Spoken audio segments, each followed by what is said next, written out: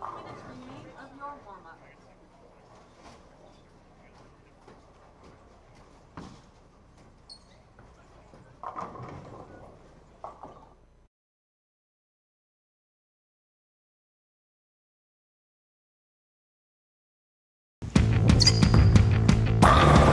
It carries. Yes! Woo! Yes, you can.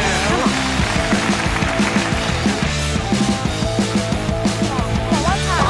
Yes! Yes!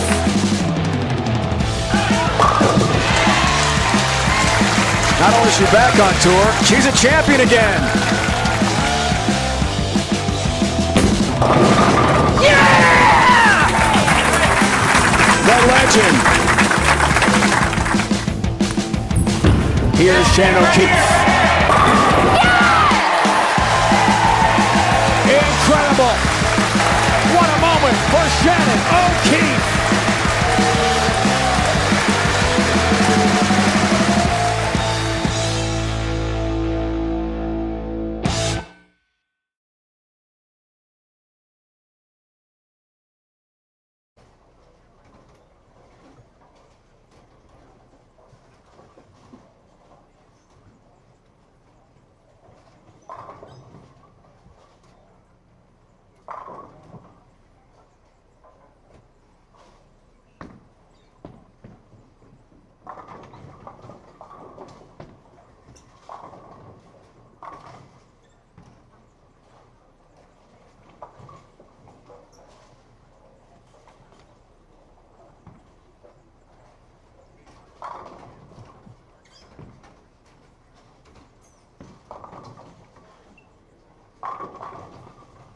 Athletes, please hold up on your warm-up, with the exception of lanes 29 and 30. Just a reminder to our bowling fans that flash photography and the signing of autographs is strictly prohibited during competition. In addition, we kindly ask that you silence those cell phones to prevent any distractions to the athletes. This week, the field of play is in front of the counters, and this belongs to the athletes and authorized personnel only. We ask that you do not enter the field of play for any reason, and that you keep the stairways clear. PWBA qualifying rounds can be seen for free on Bowl TV. Please let your friends and family know where they can watch the best women's bowlers in the world. Today, from 2 to 4, we will have our PWBA Fan Fest. Please come on out, meet and greet with the ladies, have some fun. There will be some prizes, some giveaways, so you won't want to miss that from 2 to 4. During that Fan Fest, there will also be a demo day. You can try out the latest and greatest in our PWBA approved products. If you're interested in trying out the products during the demo day, it is a $25 fee, and that can be paid at the front counter or through the pro shop. And tonight at 6 o'clock will be our live CBS Sports Network finals. Seating for our finals will begin at 5 o'clock. All right, athletes, your arrows are coming up. Press that red key on your console. Bowling fans, pick out your favorite athlete this morning. Cheer her on. How about a great send-off for round 3 of the Pepsi PWBA St. Petersburg-Clearwater Open. Good luck, ladies.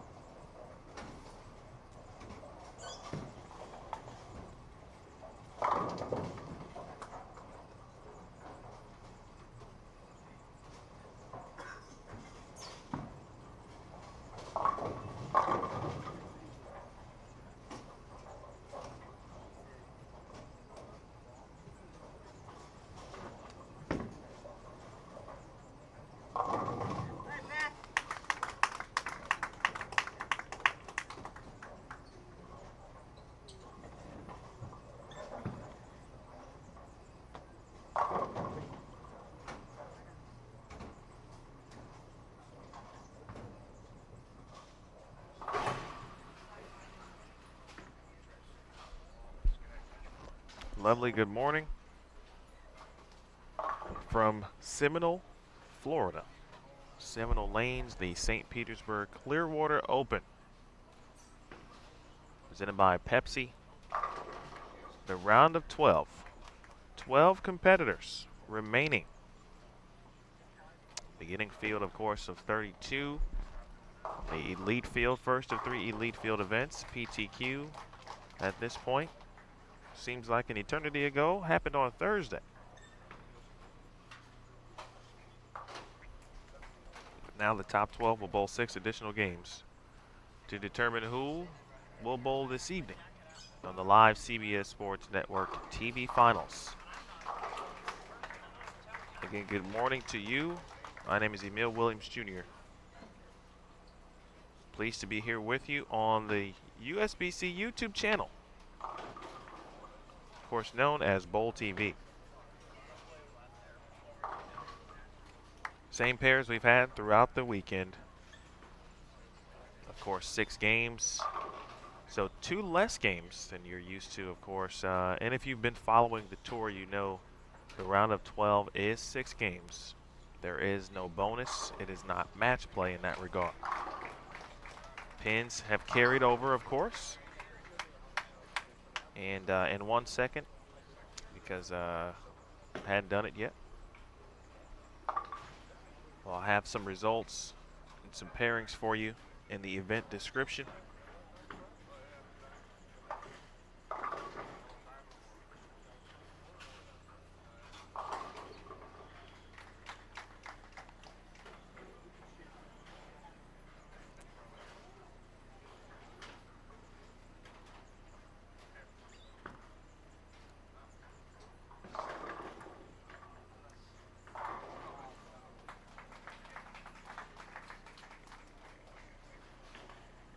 Hope everyone is doing well this morning.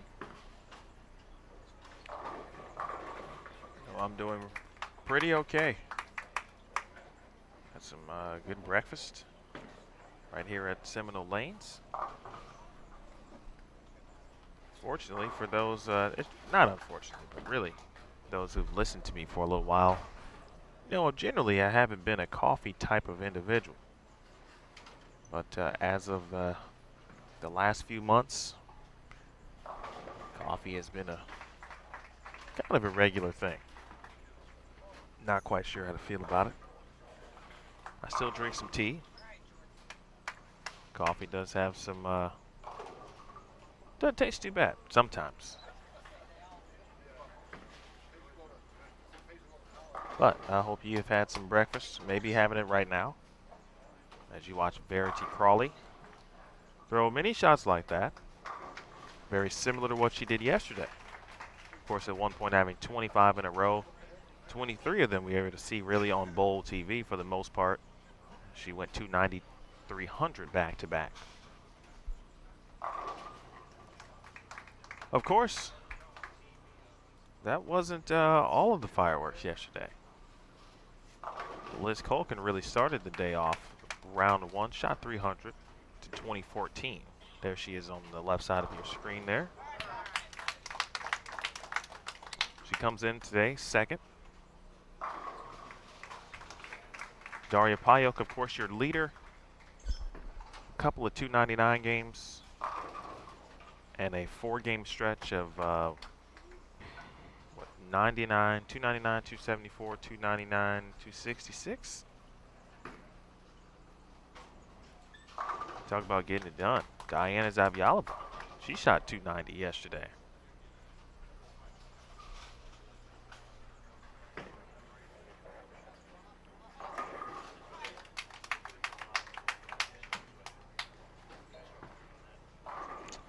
All right, so I'm going to hit save. So I'll welcome you to please refresh. Oh, wait. Let me refresh.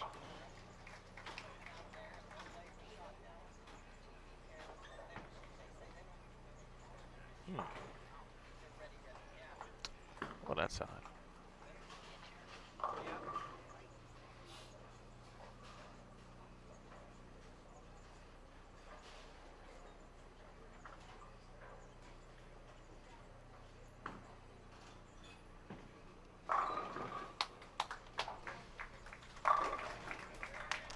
So far, of course, your 12 players in order: Daria Payok, Liz Kolkin, Jordan Richard, Verity Crawley, Diana Zavyalova, Danielle McEwen. That's 1 through 6. Payok plus 720.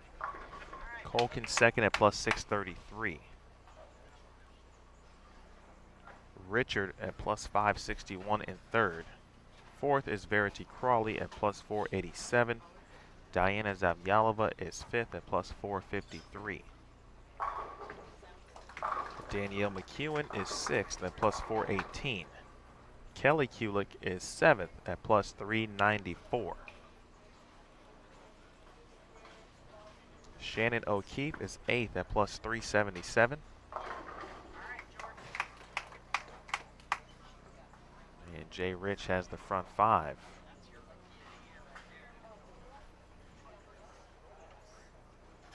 Erin McCarthy is 9th at plus 349. Missy Parkton is 10th at plus 325. Beautigate Poplar is 11th at plus 323. And Shannon Pluhowski was the number last night. She shot 227 to get to plus 312. There were 3 individuals tied for 13th at plus 279. Just missing by a few pins: Brianna Cote, Dasha Kovalova, and Liz Johnson, the Hall of Famer.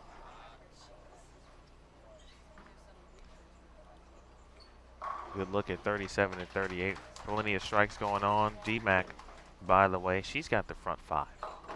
That is Danielle McCarthy. Good shot.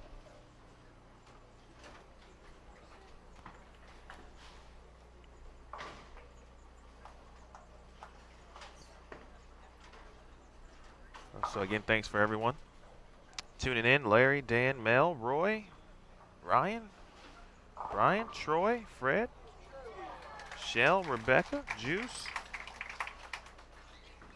Earnhardt, BowlerX.com, one of our sponsors, checking in. Neotac, hello. Old Zay, Steven, Reginald, Michael Savage, Rick. Yes, you, Mom, Darren. Juice from the Shire, my man. Richie, Rebecca, Silcott, Bay Deer, Paul, Yusuf, Mr. Flanagan, Brad, and I think I said Fred. Mike already with a good question. I think I could have gone, at this state, a solid two. A solid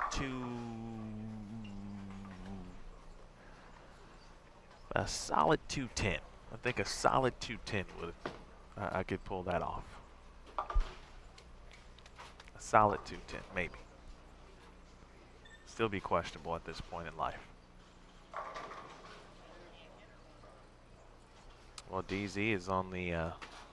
Well, she was on the 9 spare train, and now the pocket 710. As we head on over to Verity Crawley. Well, she shot 300 on this pair yesterday. And just as I say that, the 0-2-8-10. That one looked a touch right.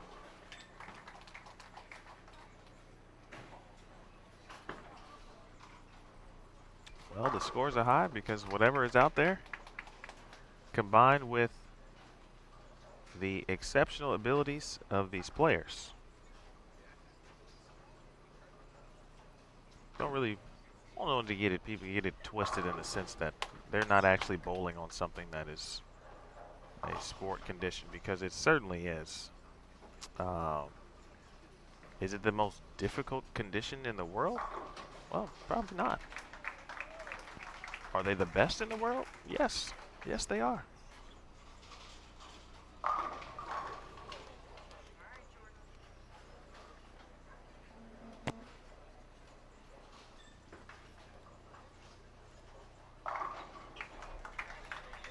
First strike, the right side of your screen for Diana Z.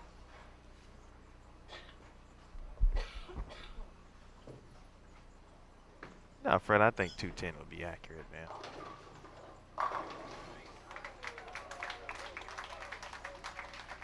Danielle McEwen, by the way, has the front 8.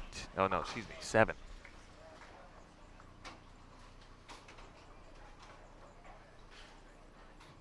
Here's Jordan Richard.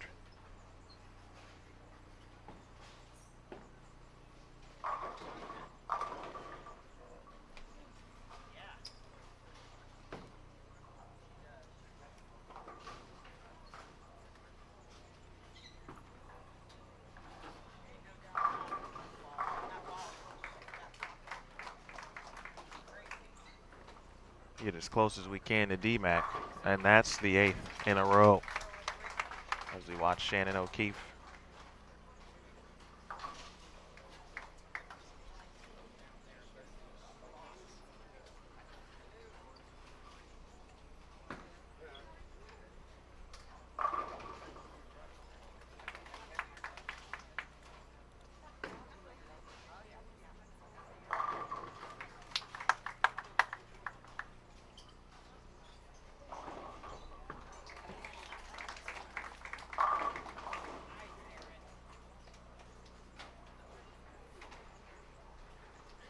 The old front 8 alert.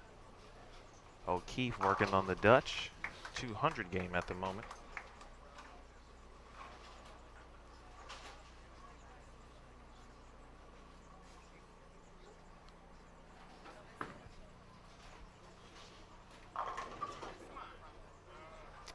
Missy Parkton hanging tough still.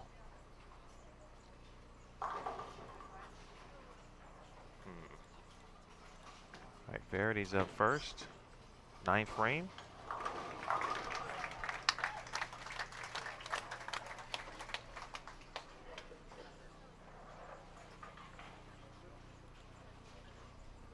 Spare attempt here for Missy. Daria is with Shannon Pluhowski at the moment, and over on 31 and, or excuse me, 29 and 30.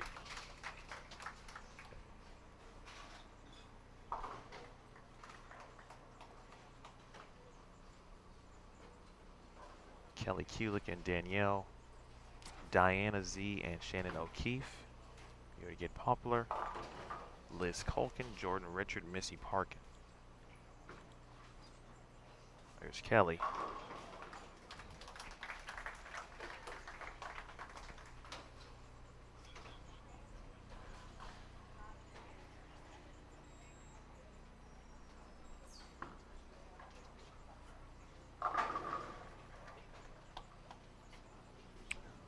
Jordan Richard can get to 279 out the gates. And DMAC trying to do the same, but more. So Diana has gone 4 consecutive 9 spares. Pocket 7, 10, 3-bagger. On to Crawley. And Danielle with the front 9 and the old S4 for Verity Crawley.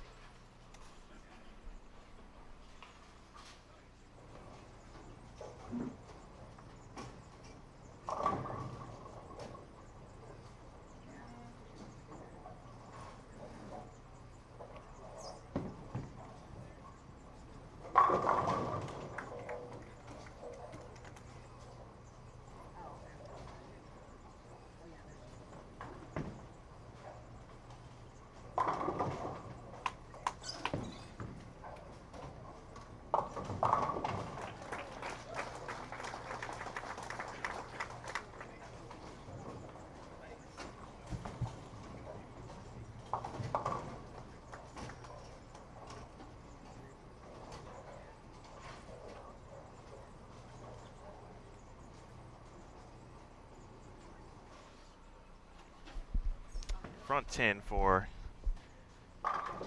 Danielle and Jay Rich now will be limited, if you can say that, to 268. 11th shot for DMAC. 10 pin.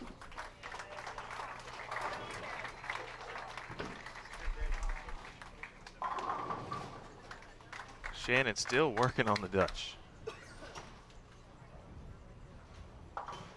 268 for Jordan Richard. Verity 201. That's a tough 10th frame. 289 for Danielle McEwen.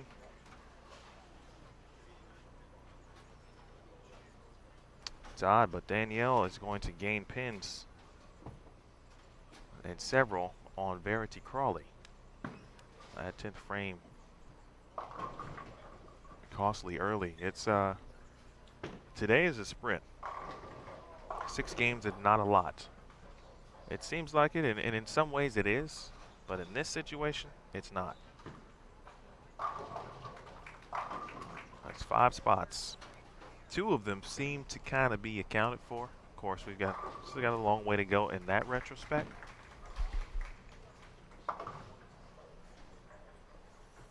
But even if Daria, certainly it won't be, even if she isn't on the pace that she was last night, which there's a lot of different factors today. Less bowlers. Open frame there for Zavyalova in the 9th. Again, less bowlers. Third time, batter's been laid down. All of those factors and variables. Steve Jacobs joined us yesterday.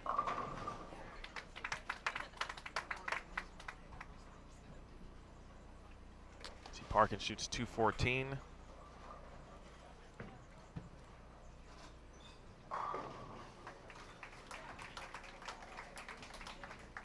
But Steve talked about many of the players who'd be in the top 12 would be more the higher rev player.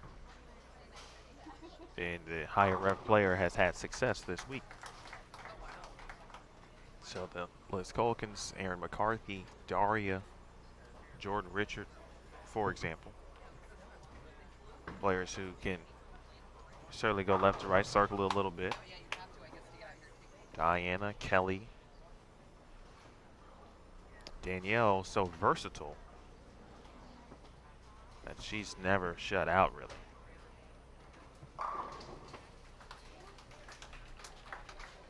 It's a big finish for Kelly Kulick. She gets to 216.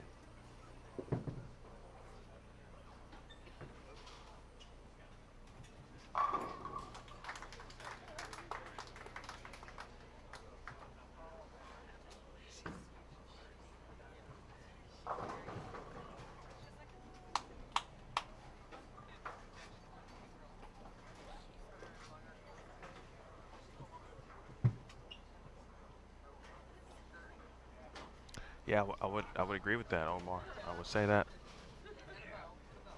because that the additional, not additional pressure per se, but first double, by the way, for Shannon O'Keefe. But you're now thinking about, to keep up with the scoring pace, I must do X, Y, Z. Really, it's X, right? No pun intended. You've got to strike. But then it's a war sometimes. Well, how do I do it? What's this player doing? How do I keep up? Do I have the right balls to do it?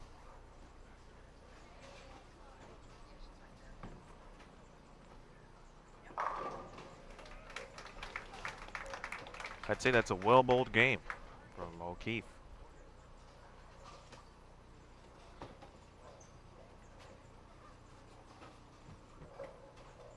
I take that potential 220.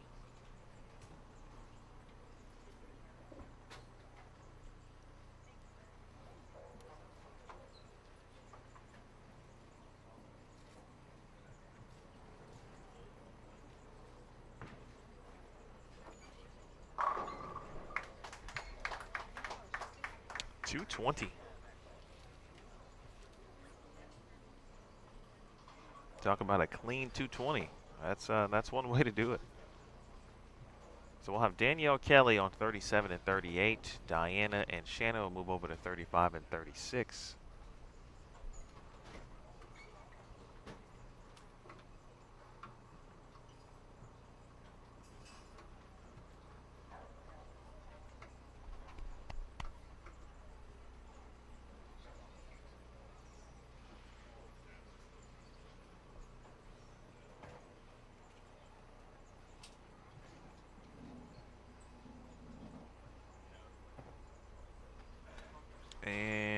Daria and Shannon Puhalski will be on 39 and 40 as we begin game 2.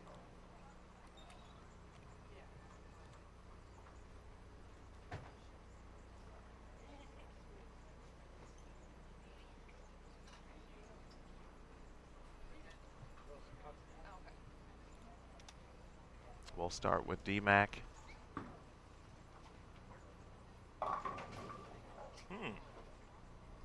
All right, folks, now keep that in mind while we're watching here on 37. As you saw Verity Crawley leave the old S4 on this lane. She left the 3-6, 3-6, sort of 3-4, 6, 7, 10.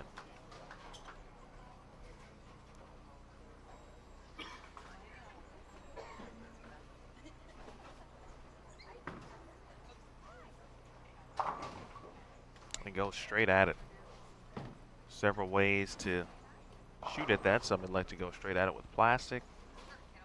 Hook at it. I'm a hook at it person.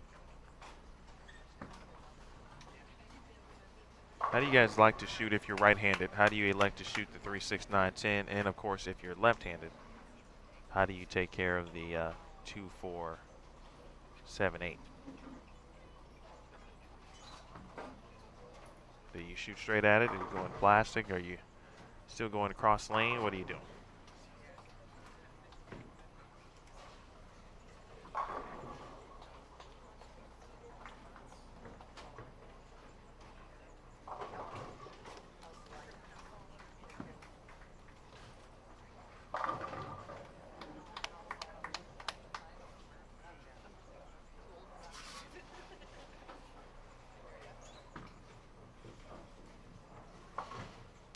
Wait for Shan. We'll take a look at Kelly.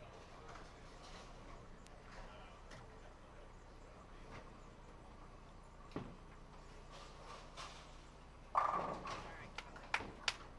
nice early double for Kelly.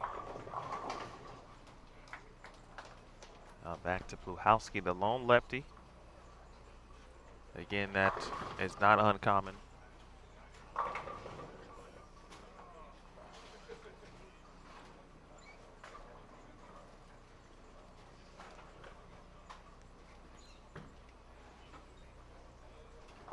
See what lane 38 offers D-Mac here. Wow. How about that? She's going to turn and be shocked.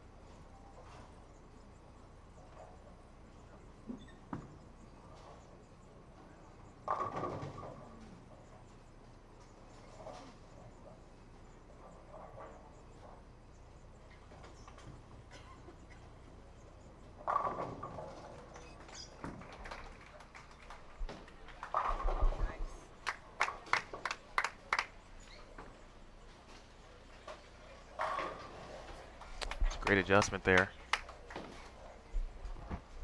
from D-Mac after leaving the 3, 6, 9, 10 on that lane. She may have got just a touch firmer with it, and maybe even a board right or so.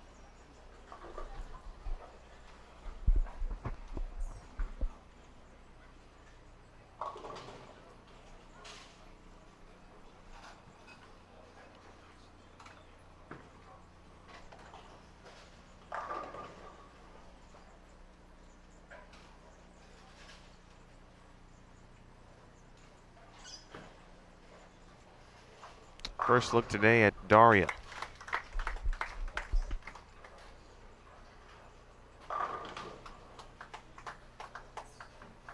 And despite being in a different zone than we saw her last night, of course, this is the fresh, but she got into a quick zone and a quick comfort a comfort zone early, speaking of Daria. But still, with 3 in a row here, I think she shot 220 early. Have to check that out.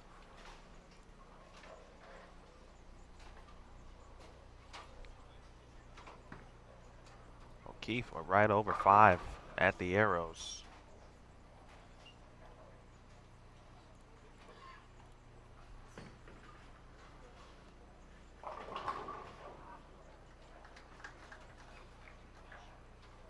I'll be adding the round of 12 results to the event description in 60 seconds.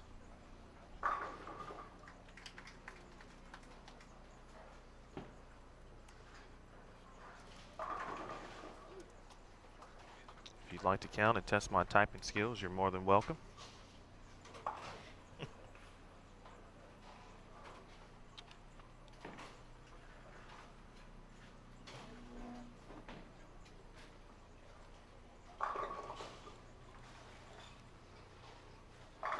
The lefty.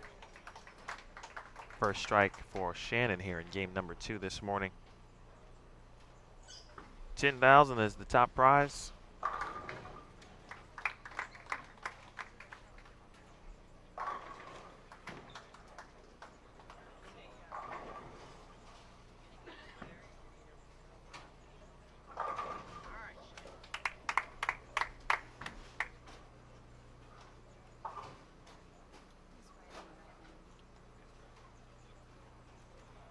Okay, round of 12 after 1 game as we watch Daria with the front 4.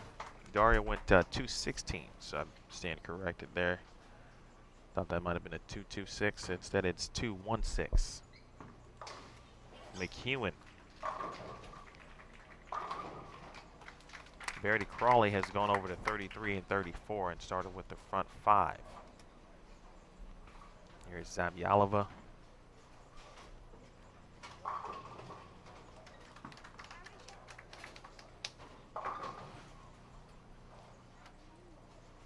A good shot there for DZ. Paid the price there, but certainly makeable. Another opportunity for a 3-6-9-10 conversion. Oh, 9-pin. Stops the front 5 potential for Daria. There's Liz Colkin to the right. All right, so Daria leading at plus 736. Liz Colkin second at plus 647. Jordan Richard is third at plus 629. Danielle McEwen has leapfrogged 3 players.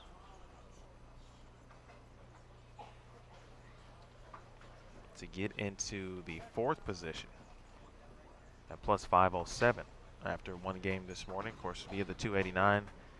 And she went around Verity Crawley, as we thought, at plus 488. Verity is 5th. Zabyalova now is 6th at plus 453. Kelly Kulik is 7th at plus 410. O'Keefe is 8th at plus 397.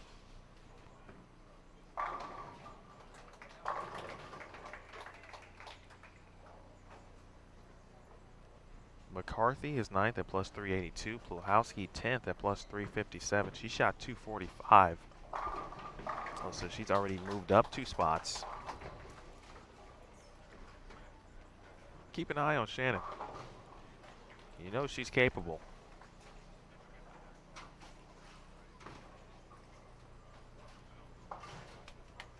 Deirdre Poplar and Missy Parkton tied for 11th at plus 339. Pluhowski. Well, that 10-pin almost didn't go. She now finds herself in the midst of a 3-bagger. If you're just joining us, this is the round of 12 of the 2018 Pepsi PWBA St. Petersburg-Clearwater Open. My name is Emil Williams Jr. Been here with you throughout the weekend. We've been joined by some very solid guests. Katie Sutphin, Steve Jacobs yesterday. Katie, a player out, of course, on tour. It's a couple hours away in Orlando, went to Central Florida. Steve Jacobs joined us, 900 global ball rep last night. Talk a little bit about Daria's success.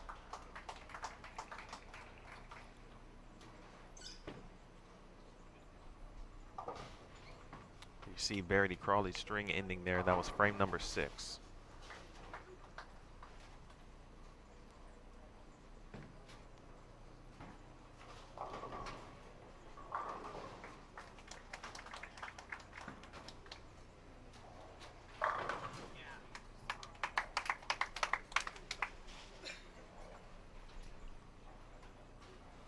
I believe I see him, Brian, but he's locked in on the competition.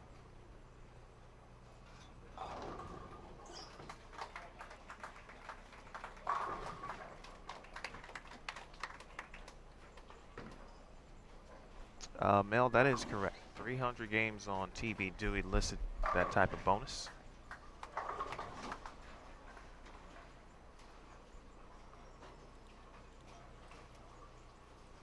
All right, can Plu keep the party going here? Uh-oh. Oh.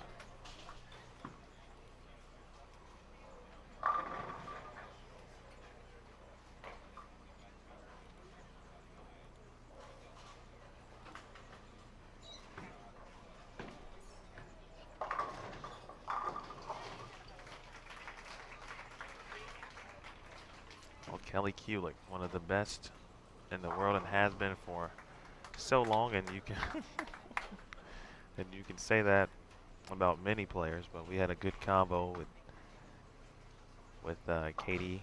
We got to talking about Kelly and Liz and a lot of the greats of the women's tour, women's bowling.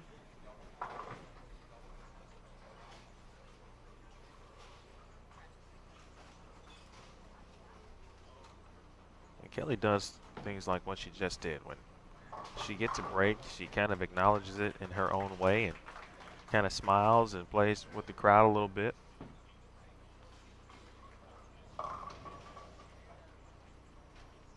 You also know, just like many other players, if she didn't like it or didn't throw it good, she'll tell you. All you gotta do is watch her. She'll tell you exactly what happened or what she did. Zavyalova.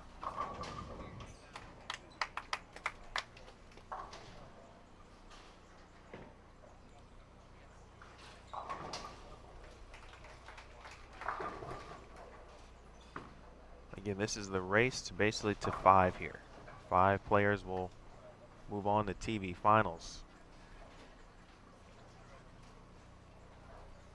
But as I mentioned earlier,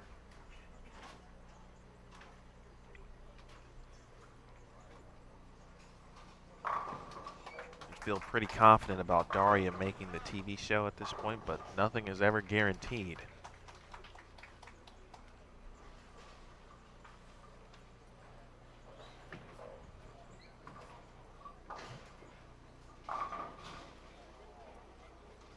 Danielle with a rocking 7-10. We've seen a lot of pocket 7-10s leaves this week. First of 3 elite field events. I've been all over 7-10 potential conversions. I don't want to miss it.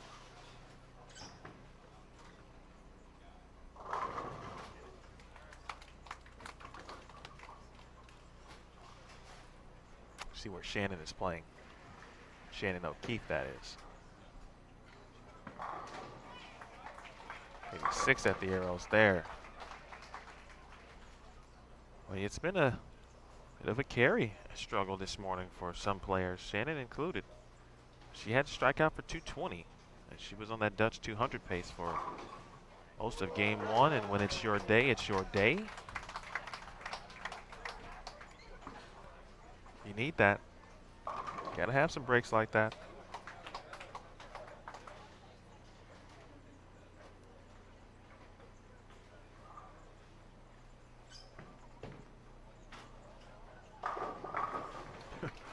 Mitch, you appreciate that vote of confidence, my man.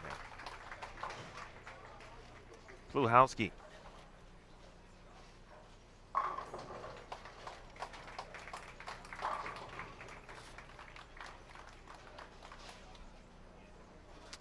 Shannon can get to 247.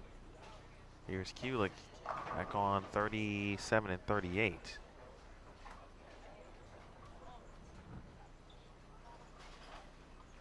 In this situation, this is not match play, so the lack of bonus pins kind of comes into play when you think about it in the grand scheme of things, just because that element is not there. So you cannot count on it.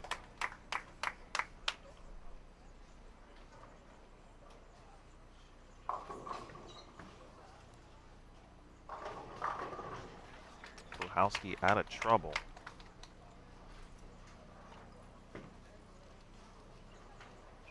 Spare here for Kelly. Liz Culkin with, let's see, 4 in a row. Looks like she can get to 249. Birgit can get to 243.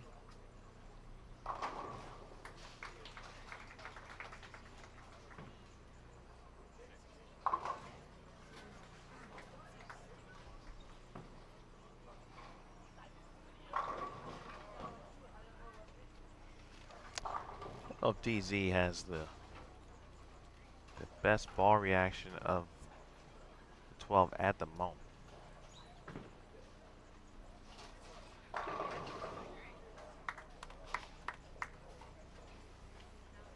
She too has been bitten by the 9 count bug. All right, Shannon finishes with 227. Puchalski.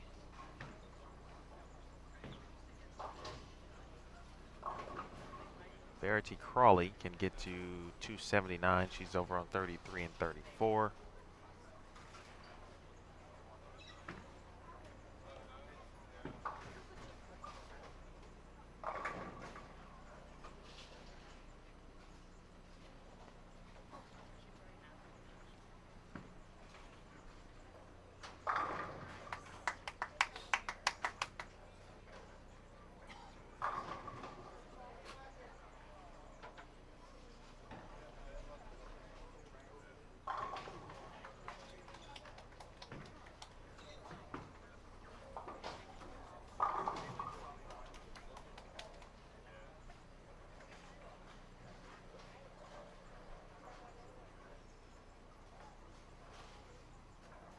Take it to O'Keefe's 10th frame.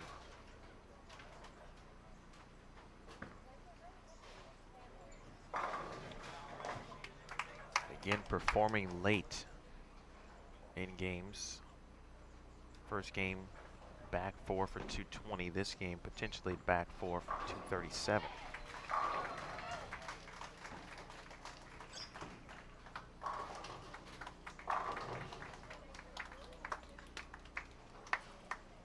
Fill shot for Daria.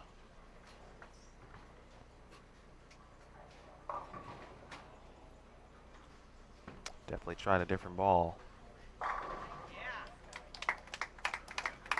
But Shannon's been closing out games.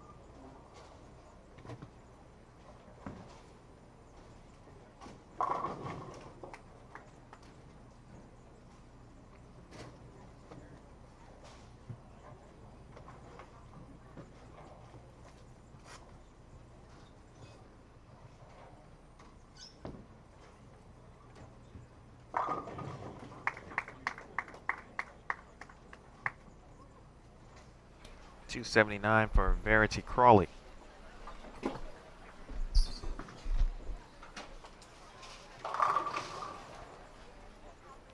That was the best shot potentially of the day for DZ. I think she's thrown some good ones, but pins and or reaction had looked like that.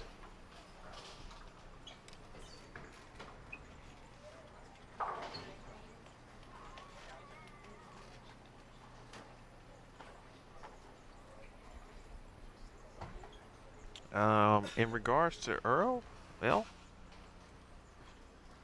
the goal and the plan was the fall, essentially the new league season. So the goal still being nice shot there. Two really good shots, two different balls, and perhaps those two looks might get DZ off and running here these last 4 games. But Earl, maybe September. Again, that's the goal. Don't hold me to it. We've got to get through August, then the Tour Championship. So we'll see. Basically, when we're back in one place for more than a few days.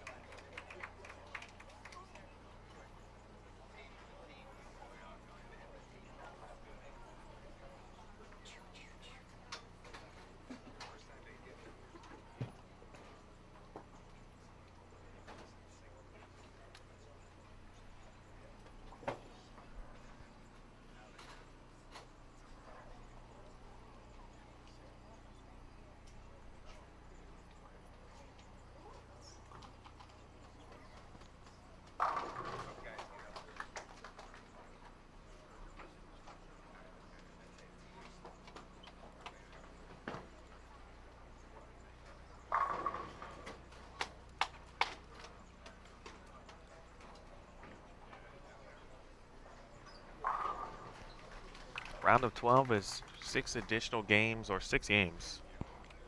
No match play, no bonus spins.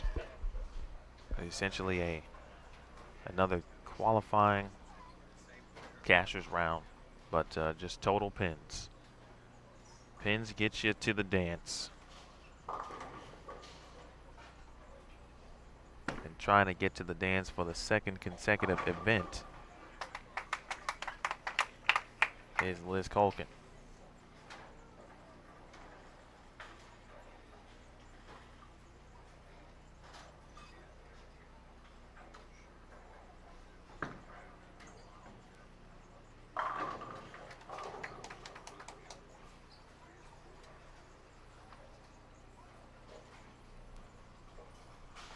Well, we've got 1,100 plus viewers right now. That's a lot. Appreciate it. Keep watching, keep sharing.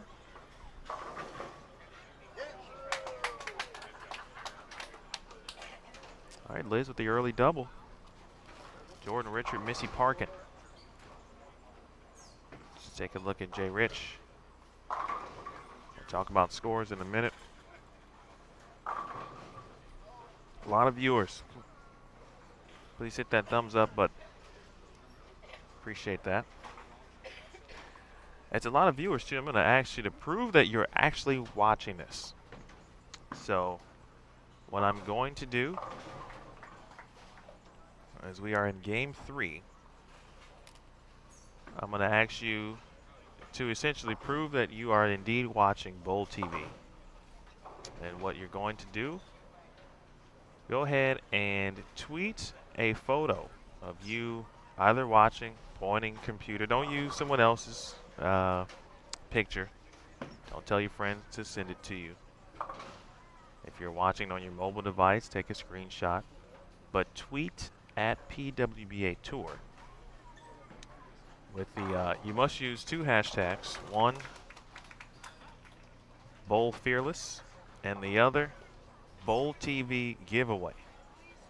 I think I got about 8 items I could give away.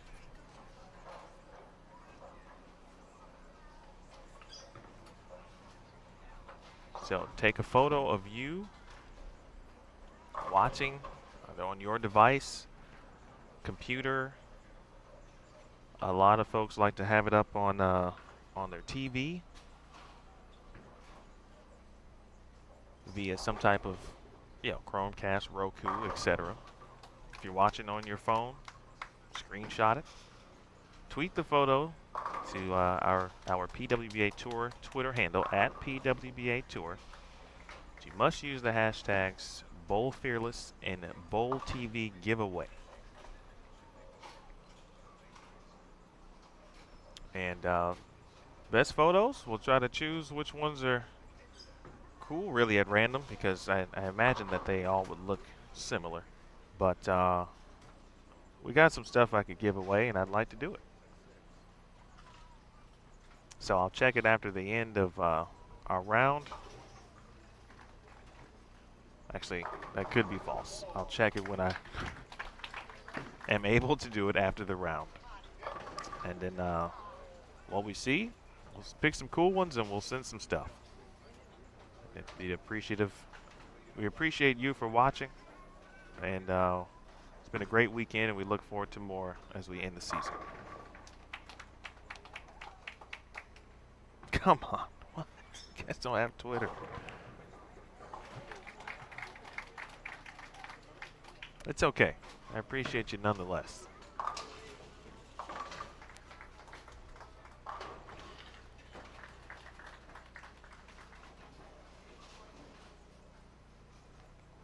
All right, one more look here at Jay Rich. We saw Missy Parkton on the early three-bagger. Verity has gone open on 39 and 40. Well, let's watch Erin McCarthy.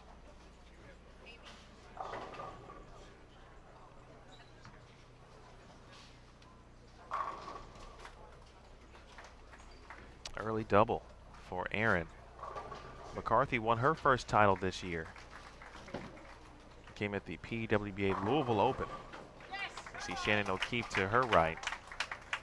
And O'Keefe first strike of the game. Here, game 3 of the round of 12.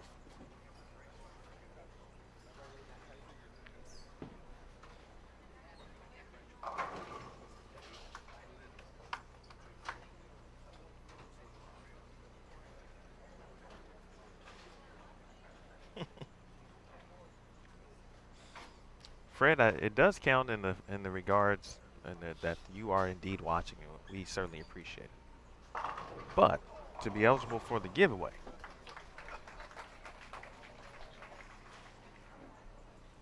you gotta tweet it, man. That's just it. But it could just be today. It could be something different next week. Maybe I'll pick a different social media platform next week, and then the week after that. And then the week after that, and then next thing you know, we'll be at the Tour Championship. 4 in a row for Missy Parkton to the left of your screen. Hone in on Missy. Boy, DJ is getting all the attention. So, Drew, man, you're going to have to come on back out.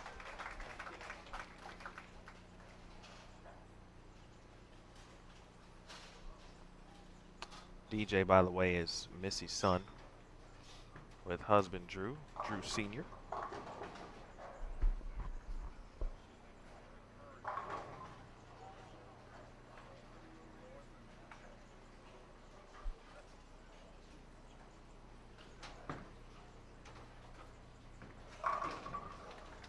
All right, Missy Parkton with 5 in a row to start. Let's see where Missy Parkton is in our latest standings. She is at plus 374 in 10th. And she's got some ground to make up to get to 5th right now. That number is 157 pins. That's the difference from Missy in 10th to Danielle McEwen, who is in 5th. Verity Crawley has reclaimed 4th place. Jordan Richard, with every frame essentially, is challenging not only Liz Colkin, and I know could be getting ahead of myself, but Jordan Richard can strike. So in 2 games, she could have the deficit narrowed down in regards to the lead.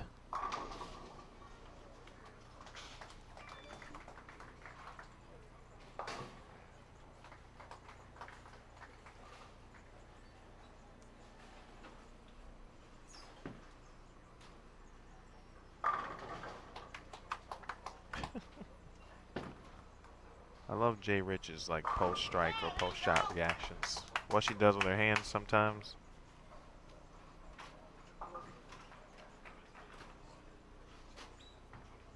I saw yesterday was National Twin Day. Jordan shouting out her twin sister Haley on social media. Shout out to Haley Richard.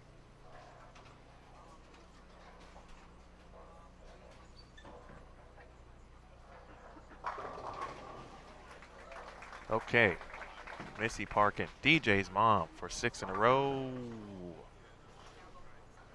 And a 6-pin. Erin McCarthy has started with the front 4. Meanwhile, Verity has gone open, open, open. 3 splits, as you see on the scoreboard. Make it 5 in a row for McCarthy. We'll check in on Yurget and Liz Colkin here momentarily. So Payuk in the lead still at plus 790. Plus 790. Liz Colkin second at plus 685. Plus 685. Jordan Richard is third at plus 618. Verity Crawley fourth at plus 567.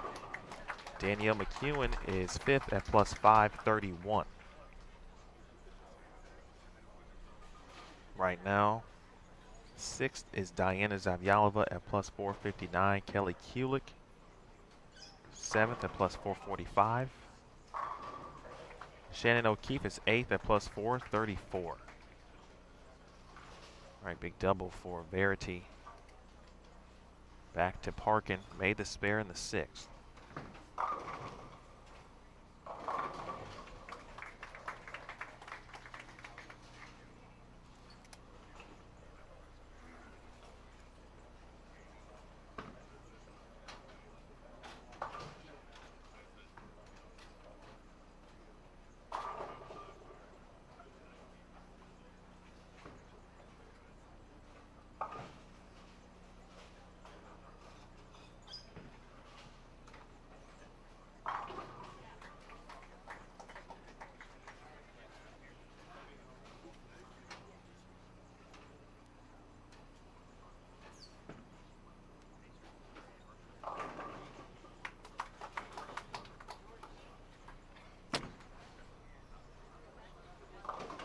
Whoa, oh my, wow.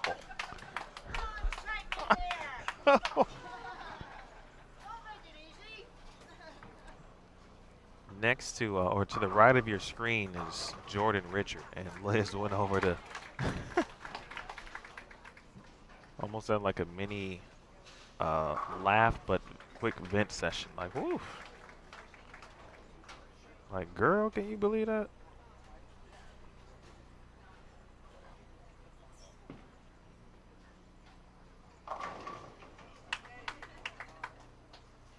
Meanwhile, Jordan just continues to strike.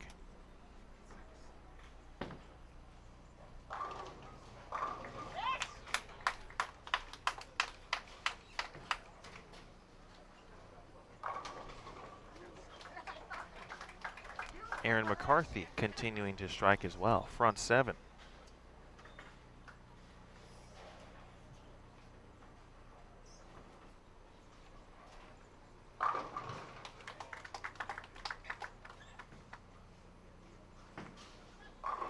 Parkin. Whoa, Diana Z with the front seven as well. Look out. Okay, here we go.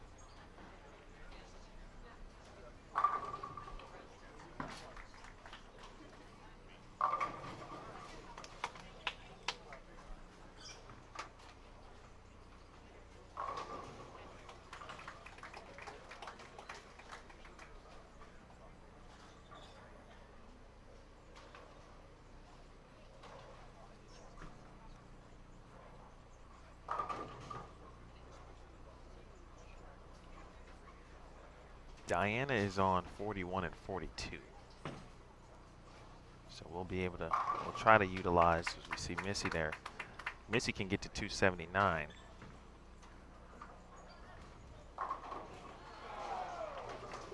Try to utilize 39 and 40 to get her shot. That was her 8th frame shot. So leaves a 7-pin. But if you think back to the game we watched, game 2, the last 2 shots of the 10th frame, in regards to ball reaction, were the best she's had, I think, all day. And so I'm not sure what's exactly happening over there, but I'd have to imagine that something has clicked in that regard, and she's been able to obviously get the ball through the 1-3 in the way that she needs to.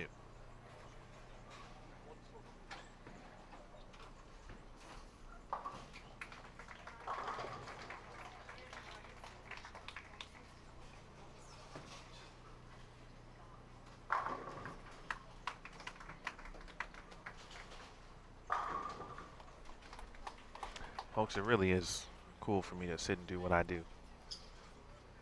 Honestly, I enjoy being able to bring what's happening from lanes 29 through 42 as Erin McCarthy with the front 8.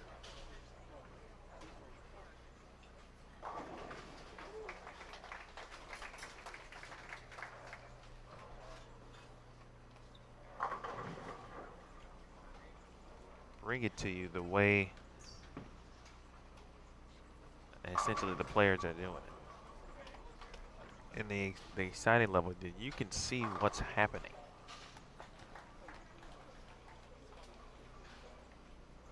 Okay, what's out there, man? This is where it's at. For 9 in a row. Bang.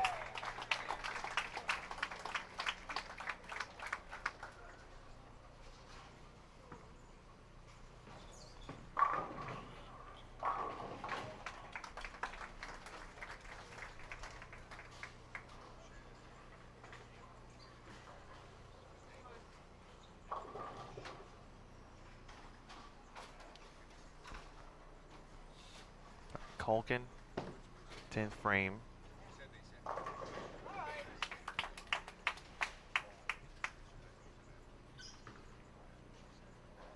Shannon O'Keefe, by the way, it's going to be in the 230s.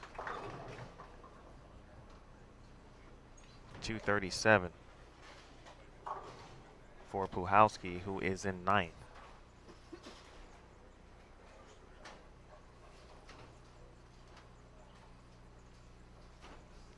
Verity again went open, open, open. And then 6 in a row, Liz Culkin, 11 strike, 265.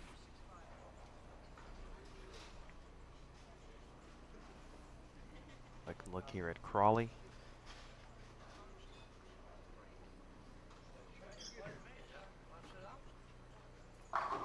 Wow. Richard. Phil shot. 269 for Jordan. And Poplar.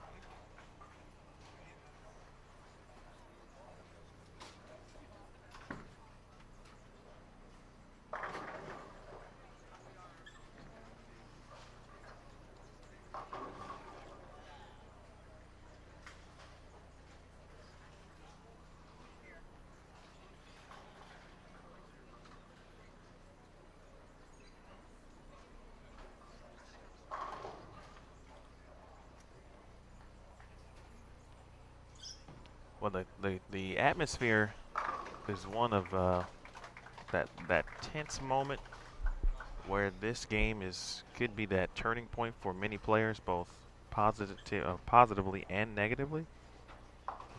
And the fans, of course, are extremely quiet, as if they don't want to be the cause of that particular turning point. Plus, generally when someone has an enormous string of strikes, of course, we all know in the bowling world we tend to kind of settle down a little bit, speak in the old whisper.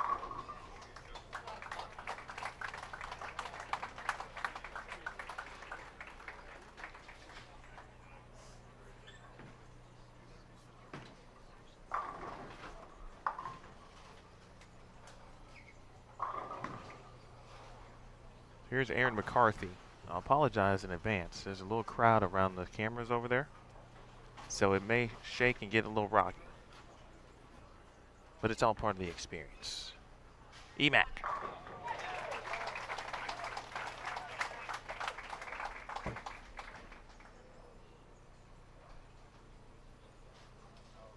Missy Parkton. Field shot coming up. It's 258.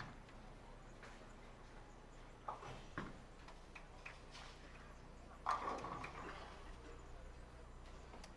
agree with that, James.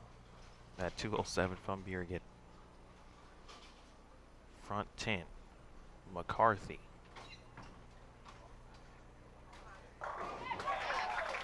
Beautiful.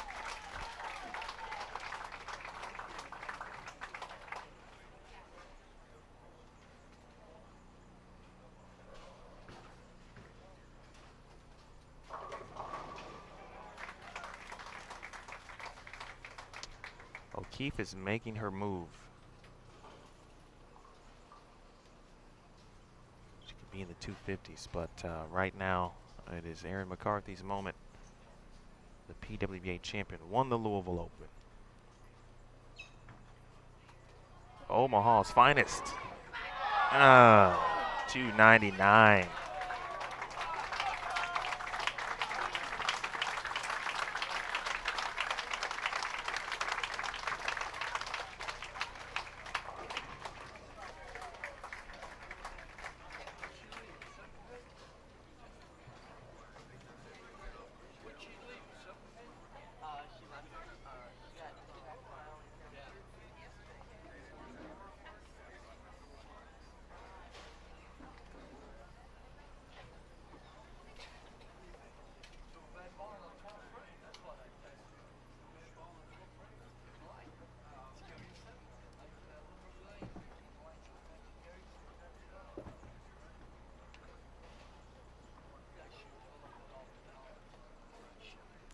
Well, I think we all can exhale. Might need a little break. Couldn't have come at a better time. Here's the intermission. 3 games down, 3 more to go.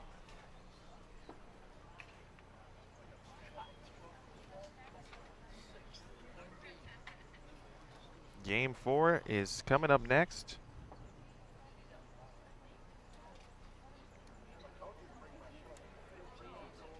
Who's going to join us for Game 4? We will have Kelly and Danielle, Shannon and Daria, and Birgit and Liz Colkin. Back in a moment with you here on Bowl TV.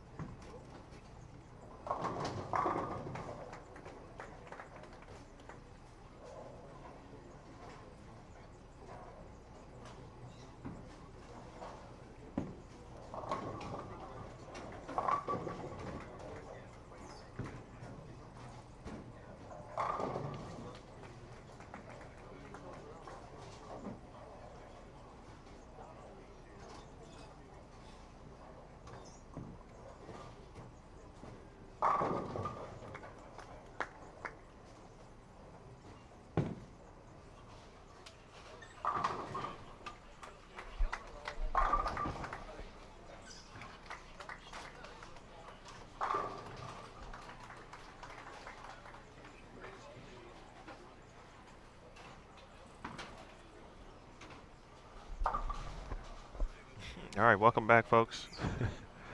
Game 4 of 6. Some of the funniest things I've read so far today have been about how some members in the chat room, some viewers today, are supposed to be mowing the lawn. Wow, I appreciate that. I mean, I feel you though. It's Saturday morning. You're right. It is Saturday morning. You got things to do. You mow the lawn. You take the kids to soccer practice, football practice, junior league, youth league, baseball practice. I mean, whatever it is. You got your errands to run. You got to go pick up the dry cleaning. You got to go get a haircut. Yeah, go to the salon. You got to get your hair done, get your nails done. I get it. But I know you guys could be anywhere in the world, but you're here with us. We appreciate it.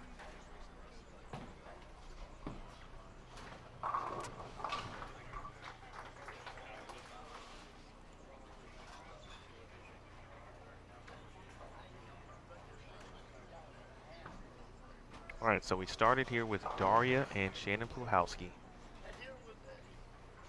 Mike, in the future, yes, I do. In the future. But I don't think it'll be the immediate future. I think it's still going to be a few years. And I'm only saying that because I haven't seen very many two-handed young ladies. Doesn't mean that they're not out there. I'm just saying I haven't seen any that are, let's say, 16 to 18, for example. But there were several. I shouldn't say several. There were a couple at junior gold. And so there are a few that, should they elect to keep that style, that you may see a few in the future.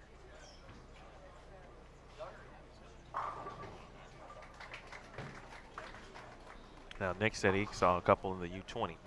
I didn't see any in the U20, but that's just because I wasn't able to see most of the U20 girls until really match play. But I did see some in the U12, though. So if you think about that age group. So that's a good info, Nick. Thank you.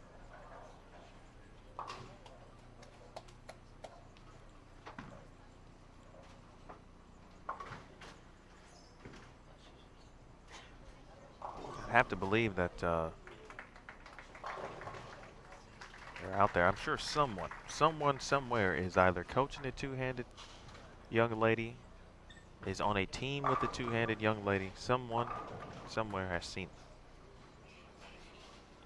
But I always go back to my own experience of seeing. I've only seen one two-handed player. One two-handed young lady. She was very good. Her name was Jamie Foster. She went to Pikeville University. I believe she won Rookie of the Year in 04, 05, if I'm not mistaken.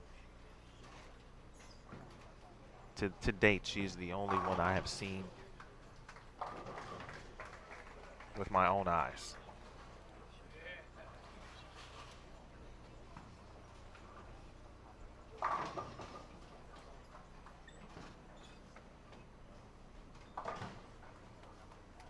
Bierget. I don't want to. Bill Bierget is. It has thrown a lot of good shots today, but the scores wouldn't reflect it. She has gone 216, 228, 207.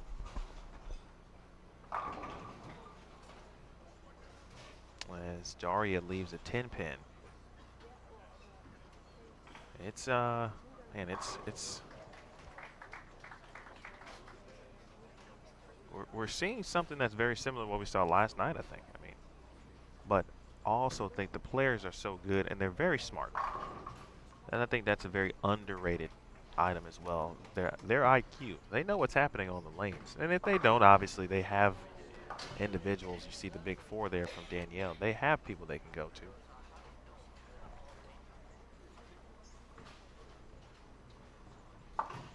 They have people they can go to. But I mean, they're good for a reason, not just the physical abilities, but they've got to be in it mentally to be able to get to where they want to get to, obviously. And just like that, we are joined in the booth by Summer Jasmine. Good morning. Good morning. How are you? I'm good. How are you? Okay. It's been just as exciting as it was last night. Okay. I just stepped in probably about a game and a half ago. Okay. And I saw a bunch of strikes when I walked in. Well, you came at the right time. Okay. So you've been here for a game and a half. Yes. How would you describe what the lanes are presenting? Because there's some similarities to me from last night, but how would you define it, because you bowled last night? I'm not really sure because I just saw the scores. I haven't really watched Fair enough. what's going on. Well, X's are X's. Yeah, it's all 31 and 32 is it? It's out because they had some issues with it yesterday. Yeah, there's some issues with the ball return. I know we hit it, I think, game 15 last night, and kind of held us up a little bit, but so I was wondering why there was a gap. It looks very similar. I mean, scores are still high. They're very yes, they indeed are where they were, but I feel that there's there's like enough score for everybody. Yes. It's out there, but we have seen some carry issues for some, and maybe some early ball reaction type issues where 9 spare obviously really won't do it in this type of situation. No, this one's a sprint for sure because 6 games, you gotta make it to the top 5. Of course, if you're in the top 5, you're pretty lined up and usually have a pretty good idea what's gonna happen the next day, but you always have to come in with an open mind.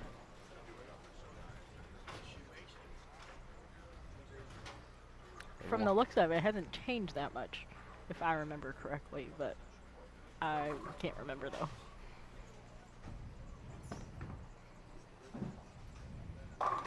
Jordan Richard to the right of your screen. Let's see if Daria makes her spare. Maybe the hard way. Okay. Now back to Biergitz. Well, we got to check in on Kelly here. It is not going well for K squared.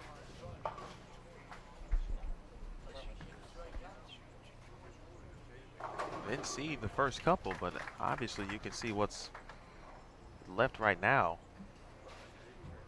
By the way, everyone's saying hello and good morning to you, so just want to let you know that. Yep. Hello everyone on Bowl TV. Thanks for tuning in. Thank you for tuning in. Thank you for being here. Thank you for stopping through. Oh, no problem. It was very easy. Like, if you weren't lined up, it was very easy to split. And the transition was so quick. Once I got in the right part of the lane, I know I bowled with Missy Parkton and Jen Higgins, and I kind of stayed kind of where they were. Okay. And the transitions on a couple pairs, they were just so quick, and I would look at Missy and I'm like, did you throw that good? And she's like, yeah, I threw it good. And then she threw 6-10. And I'm like, okay. And then I would move and I would go through the face too. And I'm like, oh, guess we need to make a bigger move on that lane. But you know what? Most of the pairs played, like, they were all pretty close. Like, there wasn't much. There was a couple pairs. The topography might have been a little different than the other. Like, played a big part in it, but most of them were, pretty close when you moved pair to pair. And I saw the same thing in the PTQ also.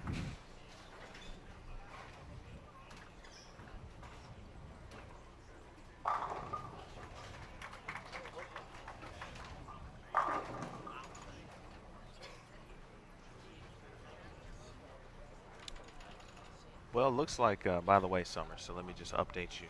Okay. Because what I'm about to say won't make any sense until I tell you what's happening.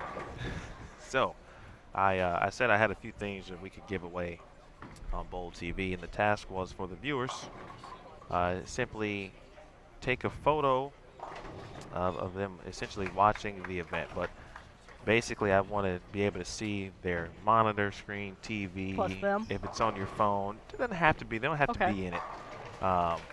But I just want to know that they're watching. And they got to use hashtag BoldTV giveaway. Okay. Make sure they use hashtag BoldFearless and tweet at PWBA Tour. Do see several. Appreciate that. And again, we'll go through those after this round. And there certainly won't be enough. I think we might have somewhere between 6 and 8 things. So we'll try to do it as randomly as possible. But my goal is to do it for the rest of this month. Okay, that's awesome. Yeah. Yeah, for the fans that can't make it out Yeah. to an event. I know we got a lot in store for the last couple. We do, but in the giveaway items certainly won't match the amount of viewers, which is fantastic. but appreciate you guys tuning in, and many of you have tuned in throughout the season, and not only this season, but since the tour's been back. Luhowski, well, Shannon's still, I think, within reach. She's gonna need So need some games. a couple big games. I mean, this one's pretty good. Daria still in the lead at plus 806, but Liz Colkin still threatening to get back to the top seed. Yeah, and Liz has 260 on the board. Yeah, she 266. just, ironically, she just shot an 11 strike 265. Okay. Yeah, she's got a great look. So does Pluhowski. She does. I bowled beside of her. Bowled beside her, Daria, and Kelly yesterday. And I think one game, I know it was on the higher end. I just can't remember what all the scores were, but I know Daria shot like 299. Well, it was one of her 299s, of course. And One of her 299s. Yeah. Good call. and I don't remember what Shannon and Kelly bowled, but I know it had to be at least 250 each because they struck a ton. And they were so quick. They're so quick too that it was just like, man. And I think on our pair we were struggling to get the 10 out. So. Pluhowski shot 256. I'll tell you who or what the 5th place number is right now in a second. It involves Danielle McEwen, and McEwen is now 6th. She shot 177 in game 3, so 289 got her from 6th to 4th. She dropped 1 place to 5th with 224, and now back to 6th with 177. And Erin's big game made her a big move up there.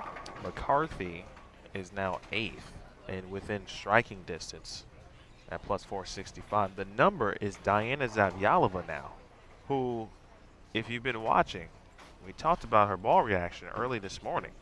And now that 258 game in game 3 has now put her in 5th place. She is inside the number at the moment, or is the number, excuse me, at plus 517. Verity Crawley is 4th at plus 604. That was a very impressive 237 game. When I walked in, she had the first 3 frames were splits, and then she Yes. punched out. Yes, that was. It was very impressive. She's done a lot of impressive things this I know. week. I didn't even know. Like I knew she shot 300, but I did not realize she shot 290 the game before. Until I got on Facebook and it said she threw 26 in a row.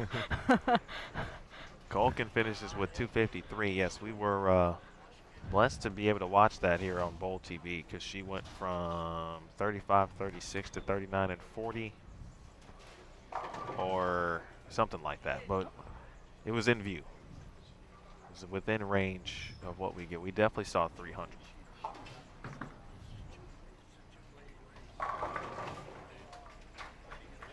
Boy, unfortunately for Kelly, this pair may be the deciding factor of what might happen here. She's in ninth at plus 451, and the best she can do is shoot 171, and would still lose 30.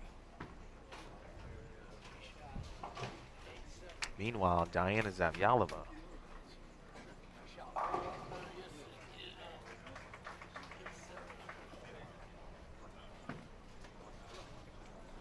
is working on 248.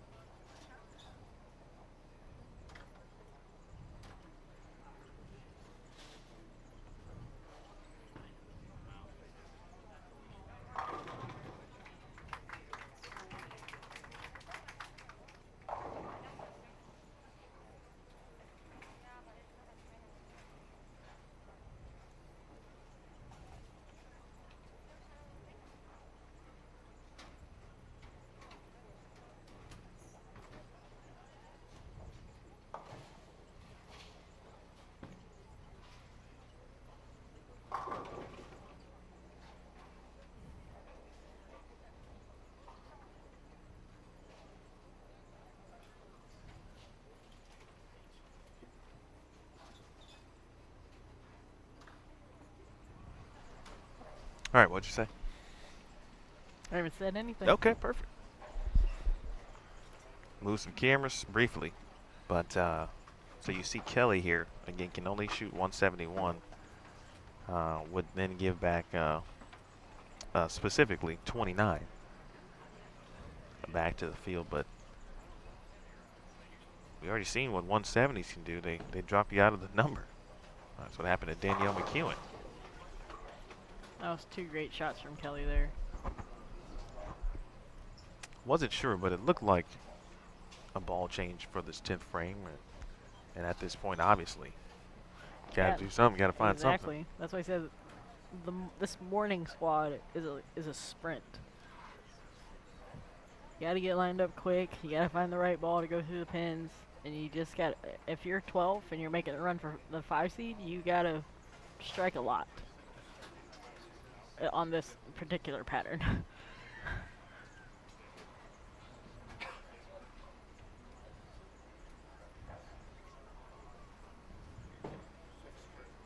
All right, she'll throw one more. 170. So Kelly will give back 30, and she will be at plus 421. We'll see where that exactly puts her. We'll find out as McEwen now to finish things out.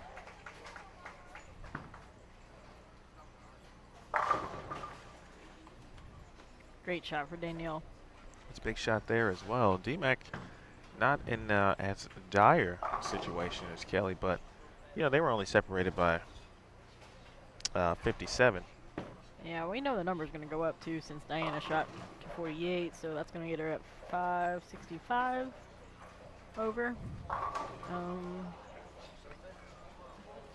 not sure what Erin bowled or Verity because they were on the farthest pair away from us. I saw a lot of strikes, so they probably would have shot 2 something each. Well, that's been the thing. And you know, there's been some talk about how would you define what we're bowling on, because I do think it's important to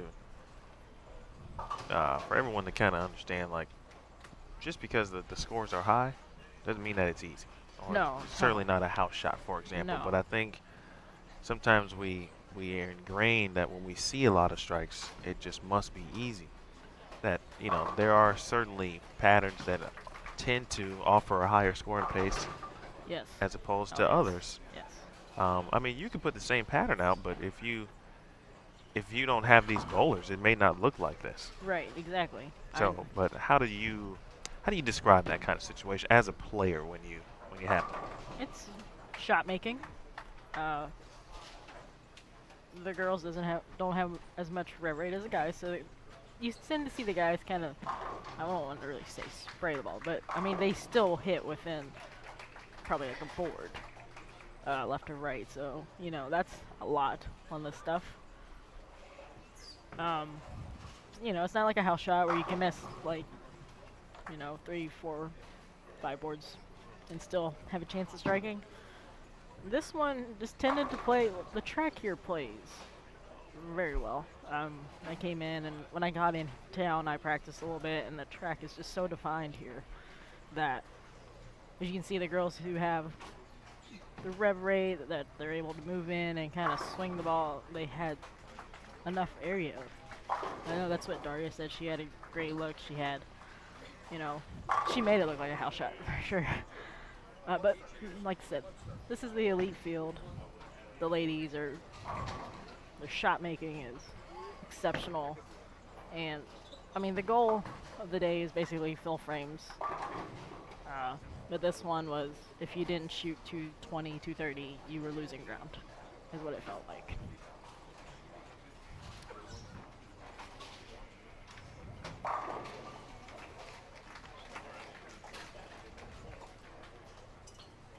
On to game number 5. Daria now on 35 and 36. This lane looks to be, like in that area right there, there's a defined hook spot, and it just tended to hook a little earlier than what the other lanes look like. That's 710. Seen so many of them this week. Well, we had a ton on, actually specifically 35 and 36 on in round 1 yesterday morning, I think. It was very easy to split. But a few on this pair as well. I think Missy left maybe, she said 6 yesterday. 7-10s? Yeah. Wow. Really? Yes. I mean, she said 6. I think I said 4, but So at minimum. at minimum 4 that I saw.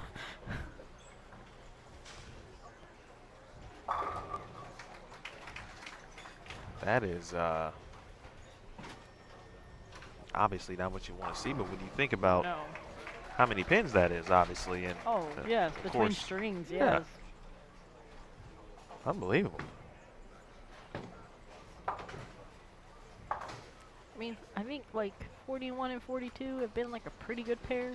Like since I came in, there's a lot of strikes over there again. Front 4 for Erin and Verity.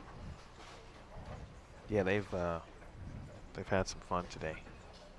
Although I don't remember which game it was. Maybe it was the game 3, where the you talked about the 237 you referenced from Verity. Oh, yes. Didn't look like it was going to go well early, Oh, no. and then Here she comes. she threw a lot of shots that looked exactly like what she did last night. Light shaker there for Jordan.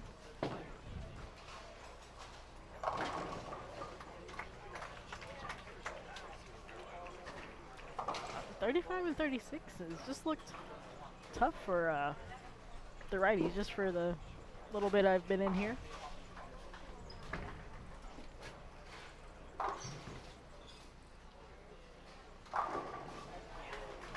Dueling front 5s over on 41 and 42.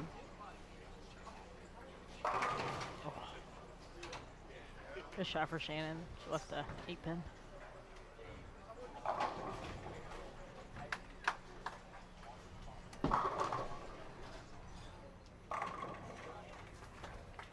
Nice shot there for Liz Culkin.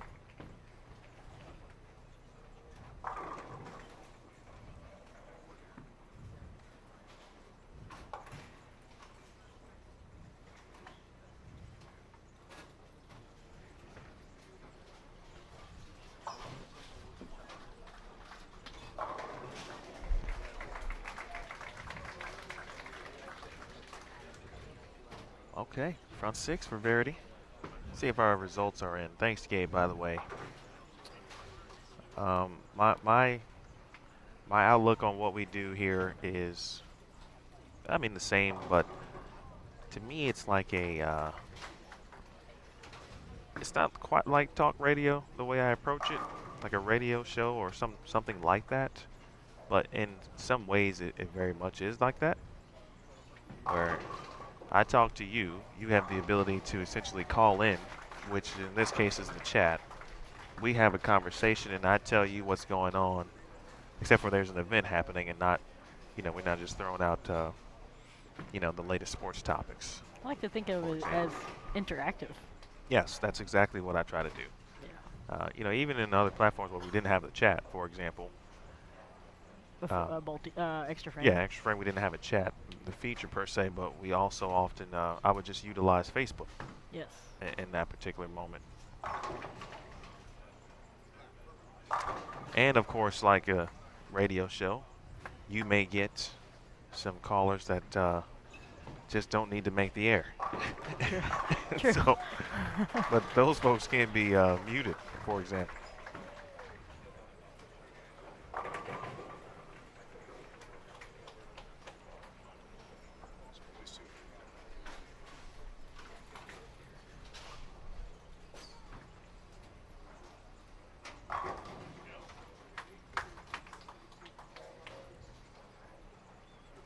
Well,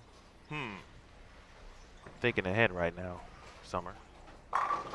What you thinking about? Well, I'm trying to think if we got dueling, well, Yeah. we'll wait till Verity Verity throws her shot completes here. the 7th frame. Ooh. Wrap 10. Wrap 10 for Verity. Well, but still. There's still an opportunity over there. Trying to figure out how we can cover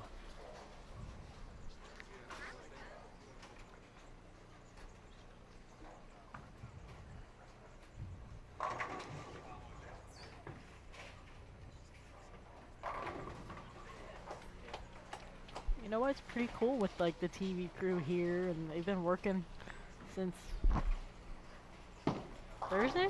Friday, Thursday night? Yeah, they started Thursday, really. And actually, I'm sure the center staff actually started before that. Oh, yeah. When we got here, they had already removed settees and tables and whatnot. All right. So they did it after the Pro-Am? Because our Pro-Am was packed. Oh, you're right. So What day was that? Thursday? Thursday night, yeah, we had Pro-Am. There was Thursday. some things. Okay, maybe I'm Maybe tripping. they got it done like after, like when they were closing. Maybe that was it. Because when I came in Friday morning, they had curtained off. Yeah, we definitely had the pipe and drape up Yeah. Friday morning. They've been hard at work over there. You see Verity on the right side of your screen. She is back on it in the 8th frame. Yeah, it's at this point, we're getting down to it. And producers here. Joe C. Just saw Joe. I've gotten a chance to be a scorekeeper. Yep, he's and here. I got the headset. That means it's go time. It is go time. It's quite interesting because I've never been in that position before, but I got a chance to do it, and it's pretty cool because you come and watch the live show. You really don't get to hear like the commentators. That's Erin. Front 8. And so when you get the headset, you actually get to hear the commentators and watch it live, like in person. So it's pretty cool. And then when they get to the end of the match and you're trying to get what a bowler needs to shut out the match or something, you got 2 other people in your ear trying to figure out what they need, and Absolutely. and then you're trying to figure it out yourself. That way they can like put it on like on the screen. Yes. Oh. Ooh. That was The wiggle you saw was Erin McCarthy. it was She got the 8 out, though. she did get the hit out. It was pretty close to an 8-10 there. Saw a few of those yesterday.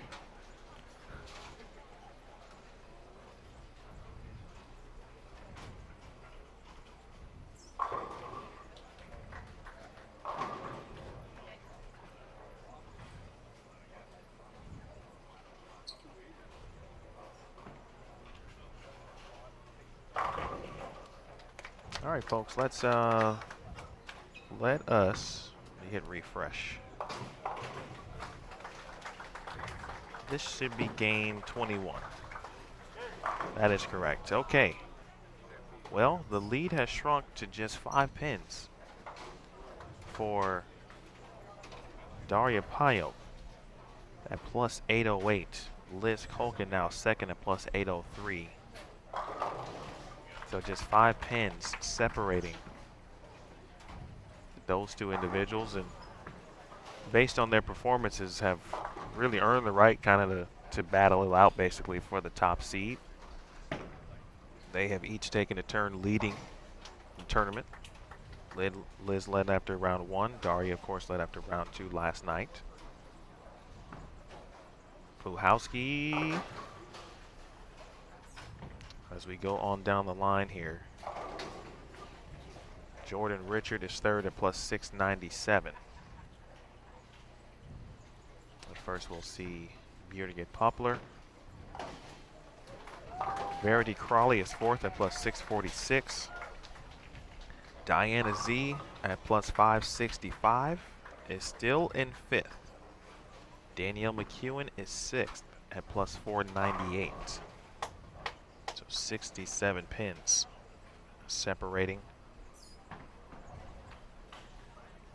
Shannon O'Keefe not too far behind, however. She's in seventh at plus 495.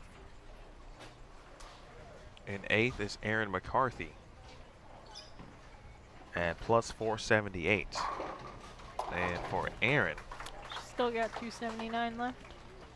this could be the game to maybe move her in the number, and then she'll have basically game 6 to keep herself above the water, if you will.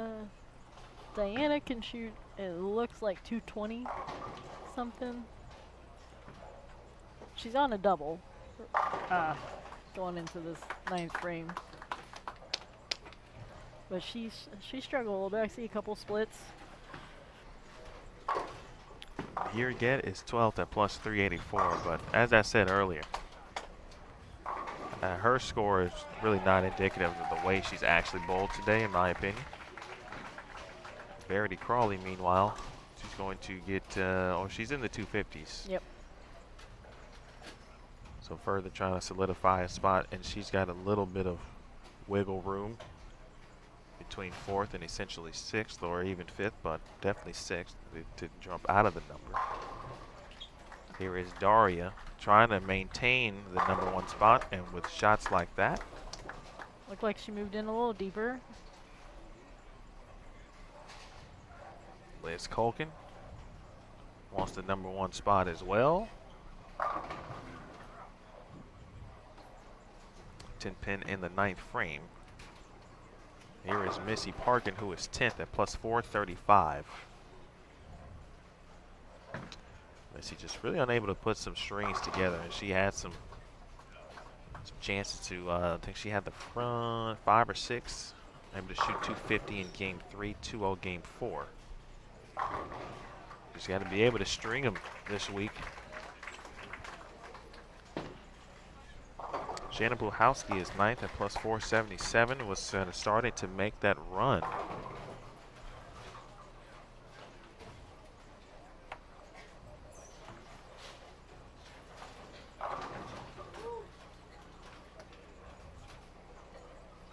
Shot there from J. Rich. Puhowski. Max score now 226. I believe she left a 10 pin. Erin left a 10, so I'll put her in the 260s with a spare. And Erin she's gonna make a run at the number. She kind of whipped around at that shot after leaving that wrap 10, knowing that it was an important shot. It was. And Diana got the first one in the 10th. Well, she's on a 4-bagger now. So she's gonna, cut's gonna go up a little bit more. She's in 2-0. What do you think the cut number might be, honestly, after with this game and with a game to go? It's 565 right now. 600. A little over 6. 610? Maybe.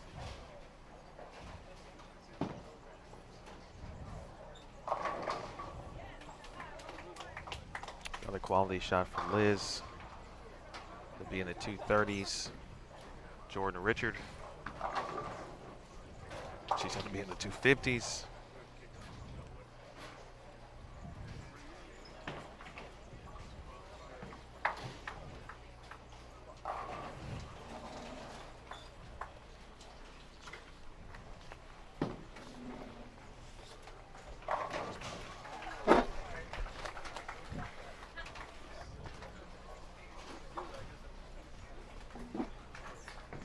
Nice 246 game for Liz Colkin. And she's going to take the lead.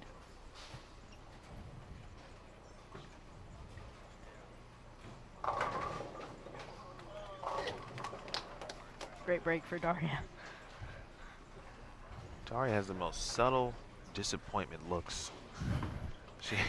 She was not happy about that shot, but she didn't, you know, she just kind of gave a head nod and just with that, still in like the nicest way possible because she's such a nice person. She is one of the nicest ones on tour, for sure.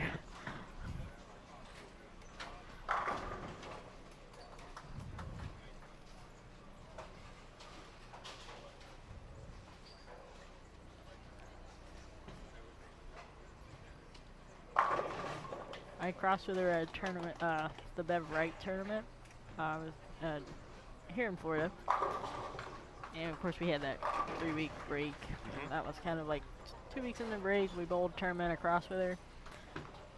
She ended up winning the scratch side. And like I think she finished second in the handicap because she bowled that well. I think she shot like 12 something for 5. And I told her, I'm like, Daria, you're throwing it really good. Because I crossed with her in Louisville, and she struggled. She told me she was struggling. She's like, I'm accurate at the lay down. It's just getting the ball to the same break point every time. I'm like, and I could see it. But at that tournament, she's throwing it. I told her, you're throwing it well. Watched her at the Lucy. She threw it well. And then she led PTQ, and then she led after 16 games. So I think that was a pretty good assessment. Yeah, Steve Jacobs kind of laid it out and described it perfectly and really echoed kind of what you just said. Actually, she had bowled well actually leading up to the event, bowled a local event, which I assume is the event that you just talked about, and had some, you know, had like Bowl Expo and as a group, for example, with 900 Global and everyone involved, you know, just kind of had a nice, you know, good solid meeting and talked about some of the things that, you know, to work on with Daria, and then they went to work. She went to work. Yes. And it has paid off. The break certainly has helped her, I think. And you know, she looks like the Daria that we got used to seeing essentially last year, really the second half of last season. And she'll be the first to tell you about the first half of last season, just kind of getting into the tour groove and everything that goes with that. You know the story that she wasn't even going to bowl Detroit, but you know Oh, I didn't know that. she was not going to bowl the event. That's how bad she was feeling leading up to it. In regards to her game, not she wasn't bad sick wise. Just felt her game was off. Her game was off, and but she had already entered the event and said that okay, because you know I entered, so I'm going to bowl because I'm not that type of person, and so. Obviously, she wins the event. Yes. Well, she shoots 300. Yes, I bowled beside her. I saw that. Last game of qualifying to make the cut. Yes. And then, obviously, goes on to win the tournament. Yes. And then she did cool things at the U.S. Women's Open, and the world was introduced to Daria Payot. To Daria. And so it's, you know, I think for us, and as fans, though, as just fans of the sport, viewers, we have gotten a chance to not only see Daria, but we see everyone get to they make these strides, and then they see the slumps, and then how do they get out of it? And this is Daria's getting out of it, out of that slump this week. Yes. But it happens to, I'm sure, everyone. Oh. We all go through slumps. Yes. Whether it's whatever sport it is. We do. And jumper's not going. I've been there. Gotta keep shooting. Right? That's what Steph Curry says. Yes. Yes, I play basketball, and I remember one of the coaches, he was like, I want you to put up like 300 shots a day. And I'm like, that's a lot. You know, it's But you know what? It's muscle memory, and same thing with bowling. You gotta get shots in. You just gotta get your body taking the toll. It's tough. It is tough. Like I said, I haven't bowled 4 days in a row in a long time. And I could feel it.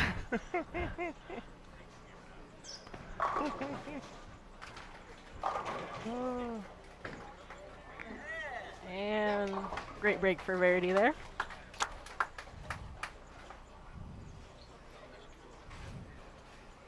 You know, as they say in the world, you wasn't with me shooting in the gym. So, I mean, you don't know what I'm putting up. You don't know the work I'm putting in. Exactly.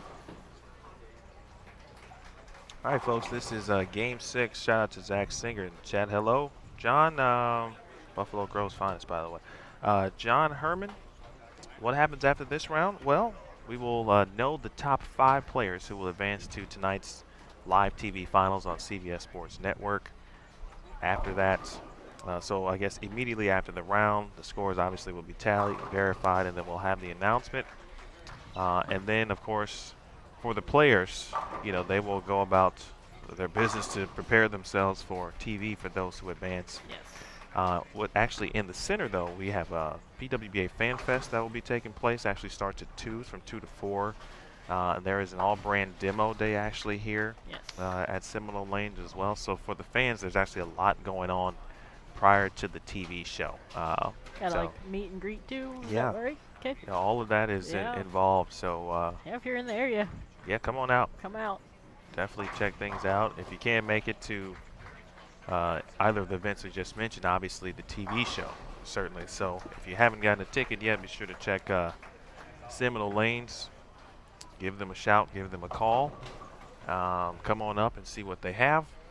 And, of course, if you are not in the area, tune in to CBS Sports Network at 6 p.m. Eastern Time.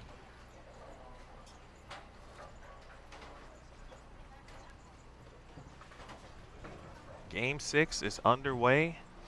This is the final game tournament until the stepladder finals.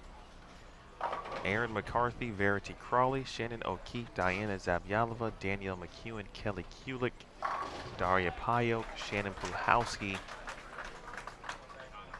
Liz Kolkin, and Birgit down on 29 and 30.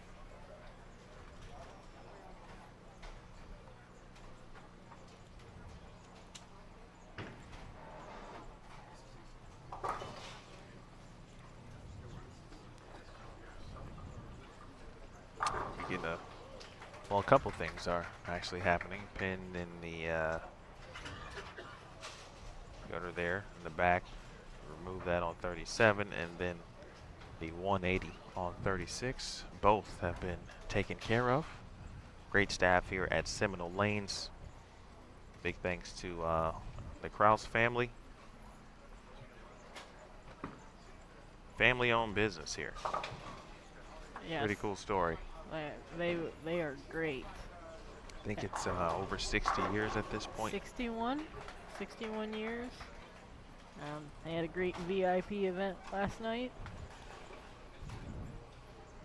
Talked to, I believe, the original founder, who is essentially the grandfather, Jerry. Okay. Then down to his son, Kevin, who's on the, I believe, certainly a BPAA member. I think he's the secretary of the Bowling Proprietors Association of America. And now on down to Kevin's son, Jerry's grandson, Corey, who is a proprietor as well. So they've generation to generation to generation. I know, I've seen Corey. He's been here every day.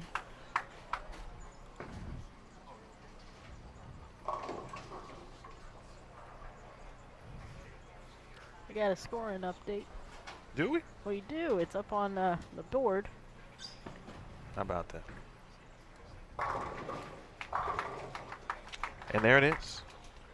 And you said it, you called it. Liz Kolkin did indeed reclaim the lead at the Pepsi PWBA St. Petersburg-Clearwater Open. Liz Kolkin plus 849, 10 pins ahead of Daria Payok at who stands at plus 839 in second. Jordan Richard is third, and she's been in third for a while. Like, she's kind of owned that spot at this since really this morning. But Verity could still challenge. She is back 50 pins back of third. Verity Crawley in fourth at plus 705, and still not a lot of wiggle room, and still some things that could happen for the final spot. It's going to be up to Diana Zavyalova, who is fifth at plus 577. Erin McCarthy is sixth at plus 545. Shannon O'Keefe is seventh at plus 503. Shannon Pluhowski is eighth at plus 502. Pluhowski and Daria Payo both have the front four. Telling you, that pair has just been really good.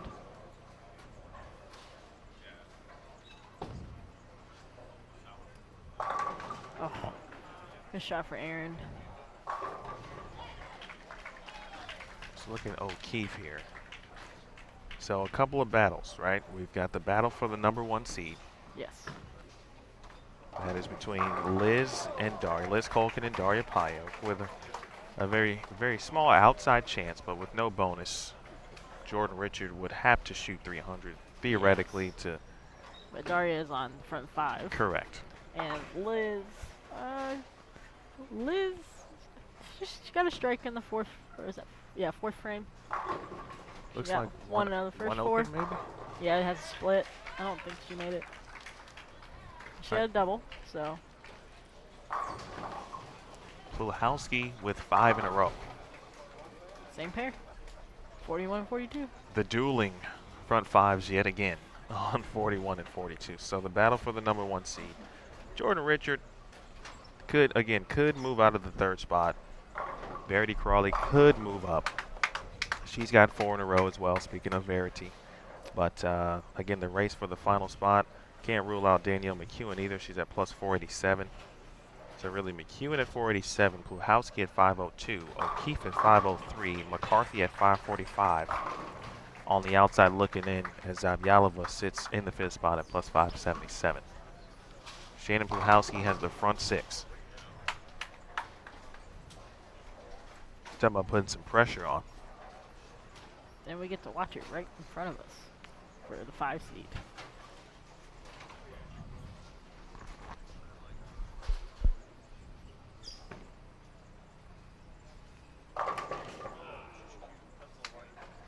All right, Crawley, 7-pin off camera. Well, this is Diana Zavyalova. And I think that's a 410 yep, 410 for Daria Payok in the 6th frame. on a light hit.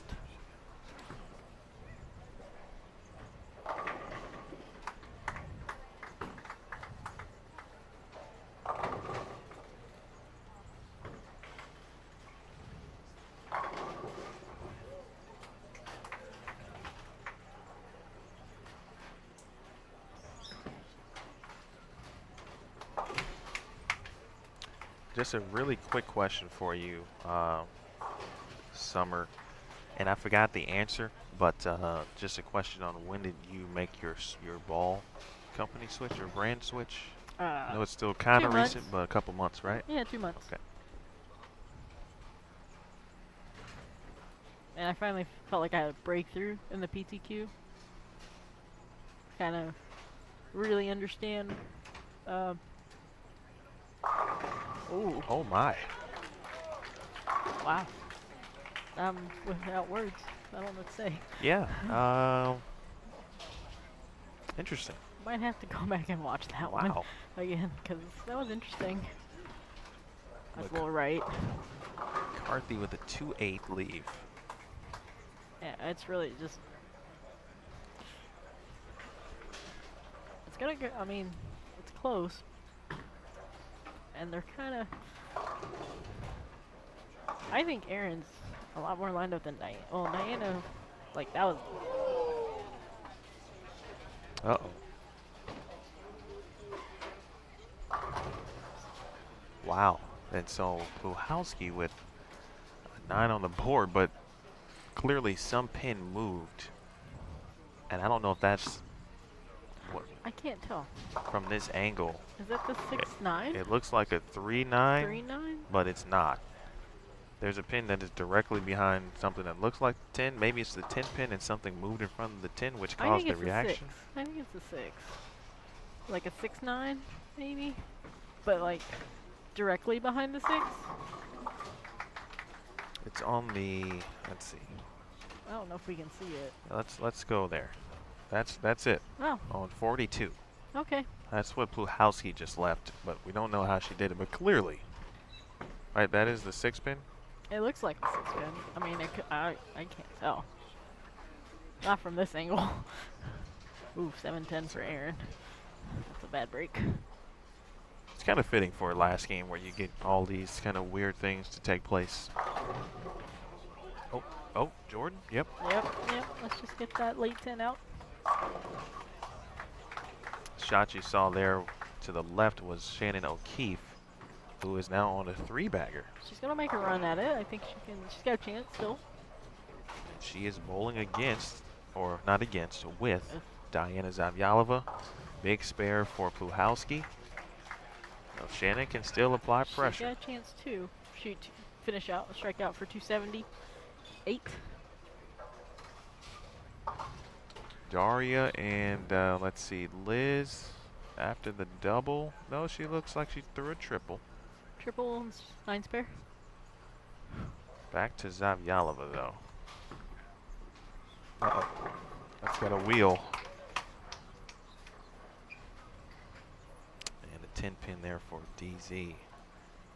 Verity Crawley was in 4th at plus 705.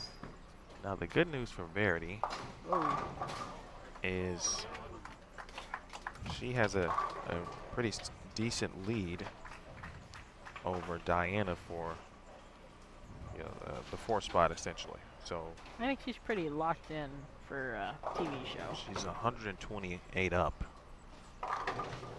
So she looks to be good. I don't think she can catch Jordan. Jordan Richards has started with the front 5. Again, there was just a 50-pin difference between Verity and Jordan. So Still got half a game. we'll keep an eye on it. Great shot for Verity off camera. So Puhalski went 9 spare in the 8th frame. That leaves her with 267 max score. Yep. That would get her to plus 569. She would need help from, well, and Shannon O'Keefe is 1 pin ahead of Shannon Puhalski. So if you're scoring at home. Danielle gave it a valiant effort today. She ran into some trouble in games 3, 4, and 5. Ooh. And to the left was McCarthy's 8-pin. You guys know how I feel about 8-pins. So here is O'Keefe on a 3-bagger. She's been great at closing games today. Oh. That shot. Perhaps a 10-pin. Kelly Kulick, that 170 game, that was the game. She went 183 after that. She has fallen to 12th.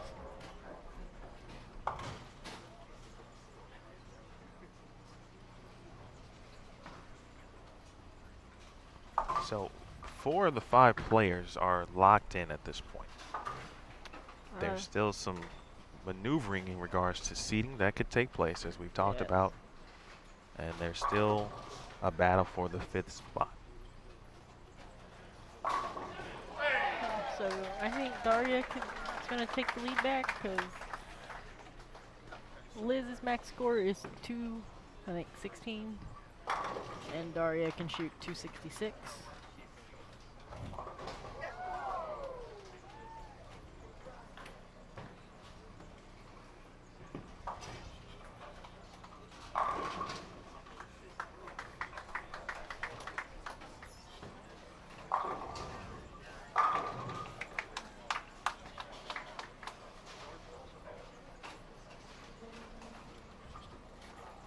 Puhalski leaves a 7-pin. Changes her max score to 256.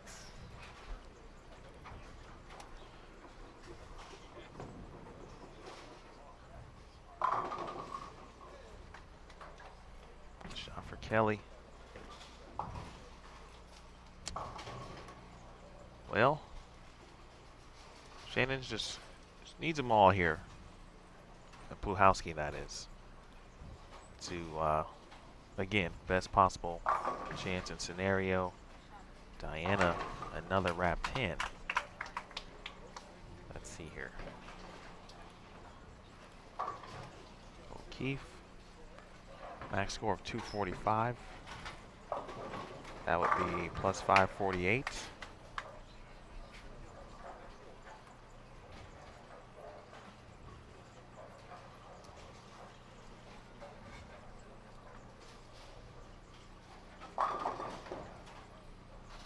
And a 7-pin for Puhalski. You know, I had a feeling she would make a run today. She knows how to bowl and very used to being, you know, the only lefty in the field. Yes. And so, obviously, with an understanding of generally of how to navigate that, no matter what pattern's out there in a sense. And I feel like the more she sees it, she just gets better each block. I would agree. I would say if this was an 8-game block, Oh, she would have made a run. She probably She might. She would have gotten there, honestly. Yes. That's the difference from, I guess, Friday. Friday is like your marathon. You know, you got games to shoot 190. You got games to shoot 230, make it up, and just grind out games. I know I've talked about this before, but you know, those pairs that are just a little tough, you just grind them out. Yep. I don't know what Liz finished with, but they're done. I can't tell.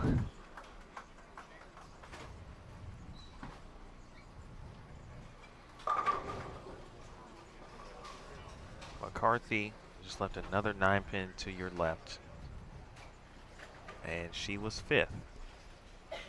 She's left an 8-pin, a 9-pin this game. O'Keefe, who can still get to 245.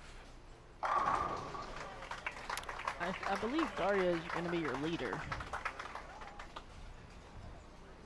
No, Daria's in the 250s. Yeah, because Culkin could have only shot 216. She struck out in the 10th.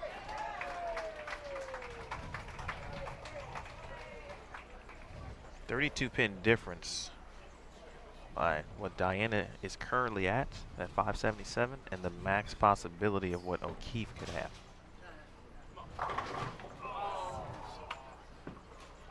Actually 29.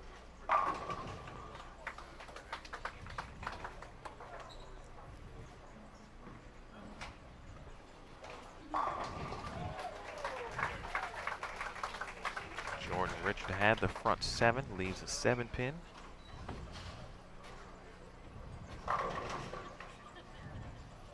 And a 10-pin for McCarthy in the 10th frame. She was there. So right now,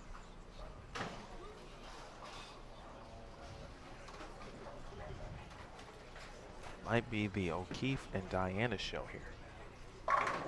Let's see. Shannon Puhalski shot 245, correct? Yes. I'll get her to 547. Is that right? 747. 747. Oh, I'm sorry. You're right. 547.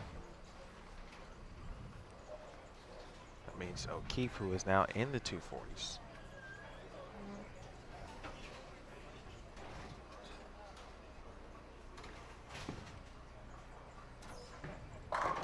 She'll be at plus 548.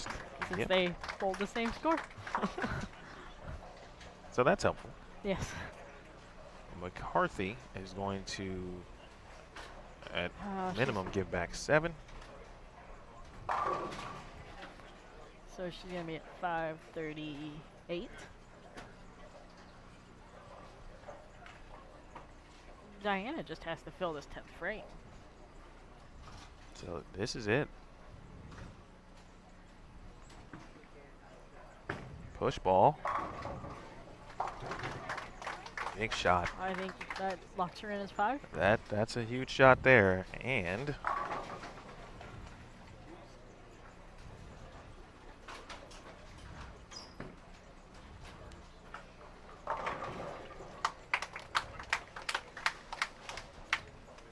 she's That's good. She's not going to lose any pins. Nope. Because that got her into the two O's. No opens.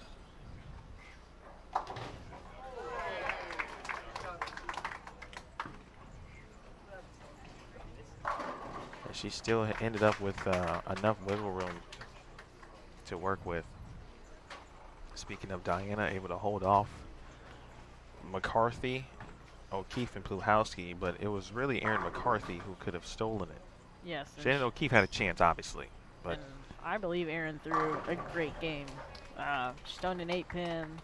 9-pin, Had a couple 9s. 10-pin. 7-10. I believe that was the split she had. So she was in the pocket every shot, maybe except one of her 8-count spares.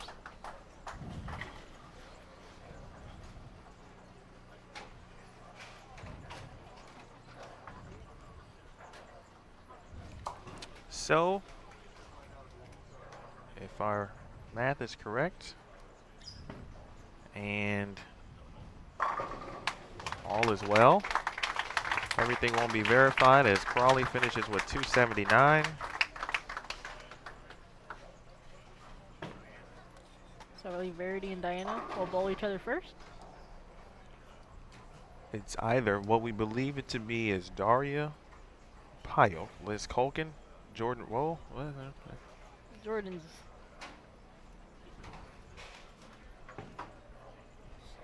Let's see. So Verity get to 784. Yep, 784. And so she would. So Jordan would have to be 229, and she's pretty much already there, because if she goes 9 out, that'd be 235. So Daria, Liz, Jordan, Verity, and Diana. Yep. The Weber 3 is on a TV show together. Oh, they are on a show together. For the first time. Wow. And if you're unfamiliar with the Weber 3, the backstory, of course, is Daria, Verity, and Diana all attended Weber International. Diana was the first to graduate. She's older.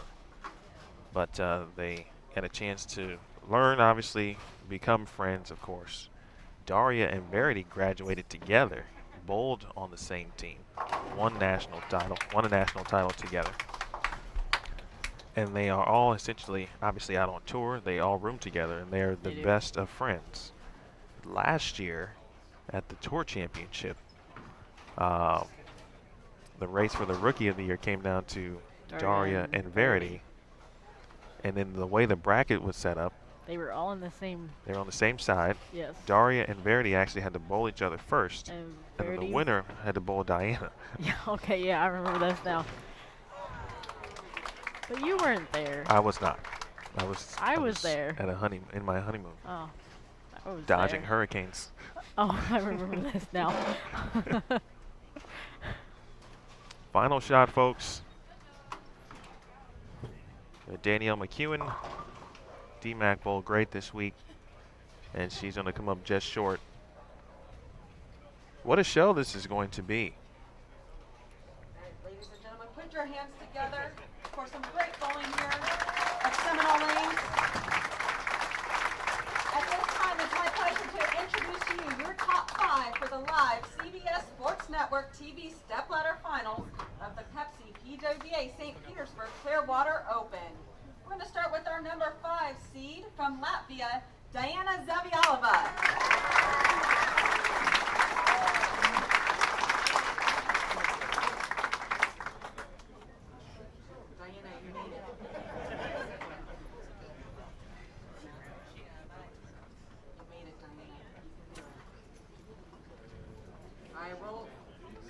Then go on to her opponent in the opening match, your number 4 qualifier from England, Verity Crawley.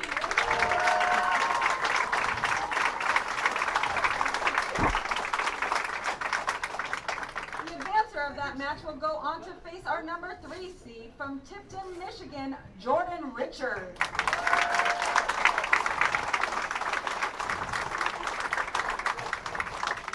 Of that match will go on to face our number 2 qualifier She just won the 2018 U.S. Women's Open from Schenectady, New York, Liz Calkin.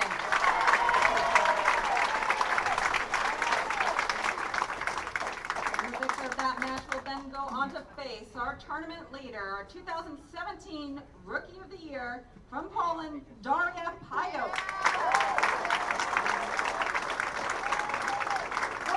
These are the top 5 finalists for the live CBS Sports Network TV Stepladder Finals. How about one more big round of applause for all of our competitors? Great bowling ladies. On behalf of Seminole Lanes and the PWBA Tour, thank you all very much for coming out today. And we hope to see you tonight for the exciting conclusion of the Pepsi PWBA St. Petersburg-Clearwater Open. Seating will begin at 5 p.m. if you have a ticket. All right, and don't forget, live right here from 2 to 4, we will have a fan fest. Meet and greet with all of our PWBA professionals, play some games, there'll be some prizes.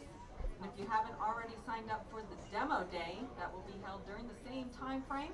If you want to sign up for the demo day, that's in the pro shop. There's a $25 charge to try out the latest. And there's our top 5 for the 2018 St. Petersburg-Clearwater Open. First match will be number 5 seed Diana Zabialola versus her friend Verity Crawley. And then winner of that match will face number 3 seed Jordan Richard, followed by the number 2 seed Liz Culkin, and then the reigning Rookie of the Year Daria Pajok is the number 1 seed. Well said there, Summer. It's going to be a fun show. 3 friends. It's a young show. We've got, you're right. Let's see. The oldest person on the show is Diana, and who just turned 27 wow. last week, or I'm sorry, on the 1st of August. Yes. And then Jordan is the youngest? Jordan is the youngest, I believe at 22. Wow. That's impressive stuff. Yes. So yeah, just to recap that, Liz Culkin, of course, your reigning U.S. Women's Open champion, has made back-to-back shows in the state of Florida. Yes. She might move down here. She just might. Looking for her 3rd PWBA title. Jordan Richard will be looking for her 2nd title and 2nd of this year. Daria will be looking for her 2nd title as well. And for Daria, maybe the most important for her, and I'm just talking from a PTQ situation because she's not in the elite field. Right. So she has to go through the PTQ every week. And there's no gimme. I know how good she is, but there's no gimmies there. Yes. So winning would be ultimately decisive because that would automatically give her a spot in the Tour Championship. Yes. So you don't have to worry about the point situation. Diana, Verity, we're part of the elite field and are within the range of being included from a point situation should they not win titles. Diana is looking for her 3rd official PWBA title. She does have 2 queens. 1 counts as an official title, of course. Oh, well, she has one in Minnesota, so. Oh, okay, I got you. Yeah. And I know it's confusing. That is confusing. And Verity, who, of title. course, is looking for her 1st title. Yes. She's the only player that has not won yet on this show. Has 3 runner-up finishes, 2 last season, 1 this season. In the high-scoring affair where I made my debut. And to do it, she would have to beat Daria, Yes. who she lost to in Detroit Yes. for Daria's 1st title. So all kinds of storylines, folks. There it is. It's like full circle. Hey, that's how things go, right? That's how life generally works. Exactly. Well, I think that'll do it for us. I want to thank Summer Jasmine joining me this afternoon. I want to thank Katie Sutphin for joining me yesterday. Big thanks to Steve Jacobs of 900 Global, who joined me last night as well. Want to thank the tournament staff, to Neil Milligan, Terry Bigham, Jason Thomas, Jeff Goodger, Nicole Osborne, Brenna Mason, Brent Howden, and Greg Moore, and everyone involved. Everyone here at Seminole Lanes, the entire staff and crew, the Krause family again, great hosts for the 3rd consecutive year. Want to thank all of our sponsors, especially Pepsi this week, the presenting sponsor of the St. Petersburg-Clearwater Open. And all of our tour sponsors, BowlerX.com, Go Bowling, Nationwide, and Cubica AMF. I want to thank everyone in the chat room and all of our viewers today and yesterday, including the PTQ as well. Great viewership this week. First event on Bowl TV. Again, we'll be on Bowl TV for the remainder of the tour season. Don't forget tonight, 6 p.m. Eastern Time, CBS Sports Network, the live TV finals. Again, your 5 in the opening match. Diana and Verity. Thank you, Diana Z and Verity Crawley, friends again. The winner will move on to take on number 3 seed Jordan Richard. Winner of that match will then face Liz Colkin, the reigning U.S. Women's Open champion, and the winner of that awaits the number 1 seed, Daria Payok. Big thanks to Kegel. There's John Janowitz walking by. He dressed the lanes this week. Kegel, the official lane maintenance provider of the PWBA Tour. And then finally, want to thank everyone for your participation.